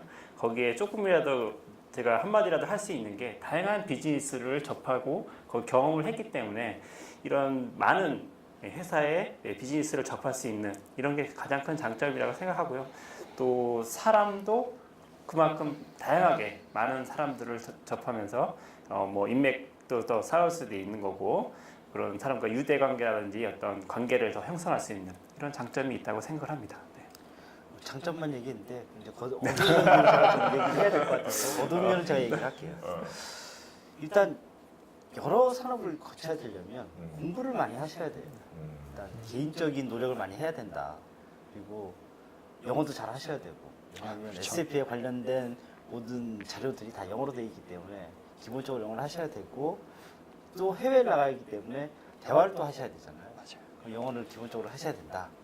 예, 좀 공부를 해야 되는 거고 그리고 기본적으로 공부하는 자세가 있어야 돼요. 그러니까 제가 봐온 컨설턴트는 대부분 다면 그런 사람들이 되게 꽤 많아요. 이렇게 자기만 알고 있는 분야, 난 요것만 할 거야. 그 테두리에 갇혀가지고 있는 사람들이 많은데 그거 말고 SAP도 다양한 기능들이 많잖아요. 그런 걸 이렇게 스스로 탐구할 수 있는 그런 자세가 돼야지만 고객한테 훨씬 보다 밸류어블한 가치 있는 그런 산출물을 전달할 수 있지 않을까. 그래서 쟤는 이면은 노력도 많이 해야 되고 공부도 많이 해야 된다. 그걸 감당할 수 있는 자신이 있다라고 하면 컨설턴트 하시면 됩니다. 예. 그러면 세 분이 말씀하신 걸 깔끔하게 말아서 한마디로 좀 일단 말씀하신 대로 SAP 컨설턴트가 아니라 기업체 경영에 대한 컨설팅을 한다. 뭔가 비즈니스 솔루션에 대한 컨설팅을 한다라고 하면은 당연히 그 관련된 비즈니스 솔루션 그리고 경영에 대한 이론 이런 부분들 모든 게 학습 이제 공부하고 계속 끊임없이 발전해 나가는 자세가 굉장히 중요한 직업이고 이제 내가 그런 부분에서 더 강점을 가질 수 있다라면 선택할 수가 있는 거고요. 그리고 장점은 뭐 말씀하셨던 그런 부분들인데 제가 이제 컨설턴트를 하고 싶다라고 하시는 뭐 시니어 분들이든 이제 사회 초년생이 되고 싶어하는 주니어 분들이든 뭐 다양한 분들에게 드리고 싶은 말씀은 언제든지 길은 열려 있다라는 거. 하고 싶으면은 할 수 있다라는 거죠. 예, 뭔가 저걸 하려면 뭔가 준비되어 있어야 돼. 뭐 이런 거는 다 필요 없고 당장 뛰어들 수 있으면은 가능하다라는 거죠. 다만 자기가 계속적으로 발전해 나가는 게 가장 중요하다라는 게 요지일 것 같습니다. 예, 지금까지 저희가 프로세스 관련된 산업별로 어떤 특징이 있다 그런 부분을 말씀드렸고요. 그리고 이제 컨설턴트를 희망하시는 이 동영상 시청자분들에게도 어떤 정보를 전달한 것 같습니다. 모쪼록 저희가 오늘 얘기했던 부분이 시청자 여러분들이 좀 도움이 됐으면 하고요. 앞으로도 이런 비슷한 동영상을 또 여러 번 찍어서 여러분들한테 더 보다 나은 흥미 있는 컨텐츠를 제작하기 위해 노력하겠습니다. 예, 오늘 프로세스 디자인 미팅을 마치도록 하겠습니다. 네, 감사합니다. 감사합니다. 고생하셨습니다. 수고하셨습니다.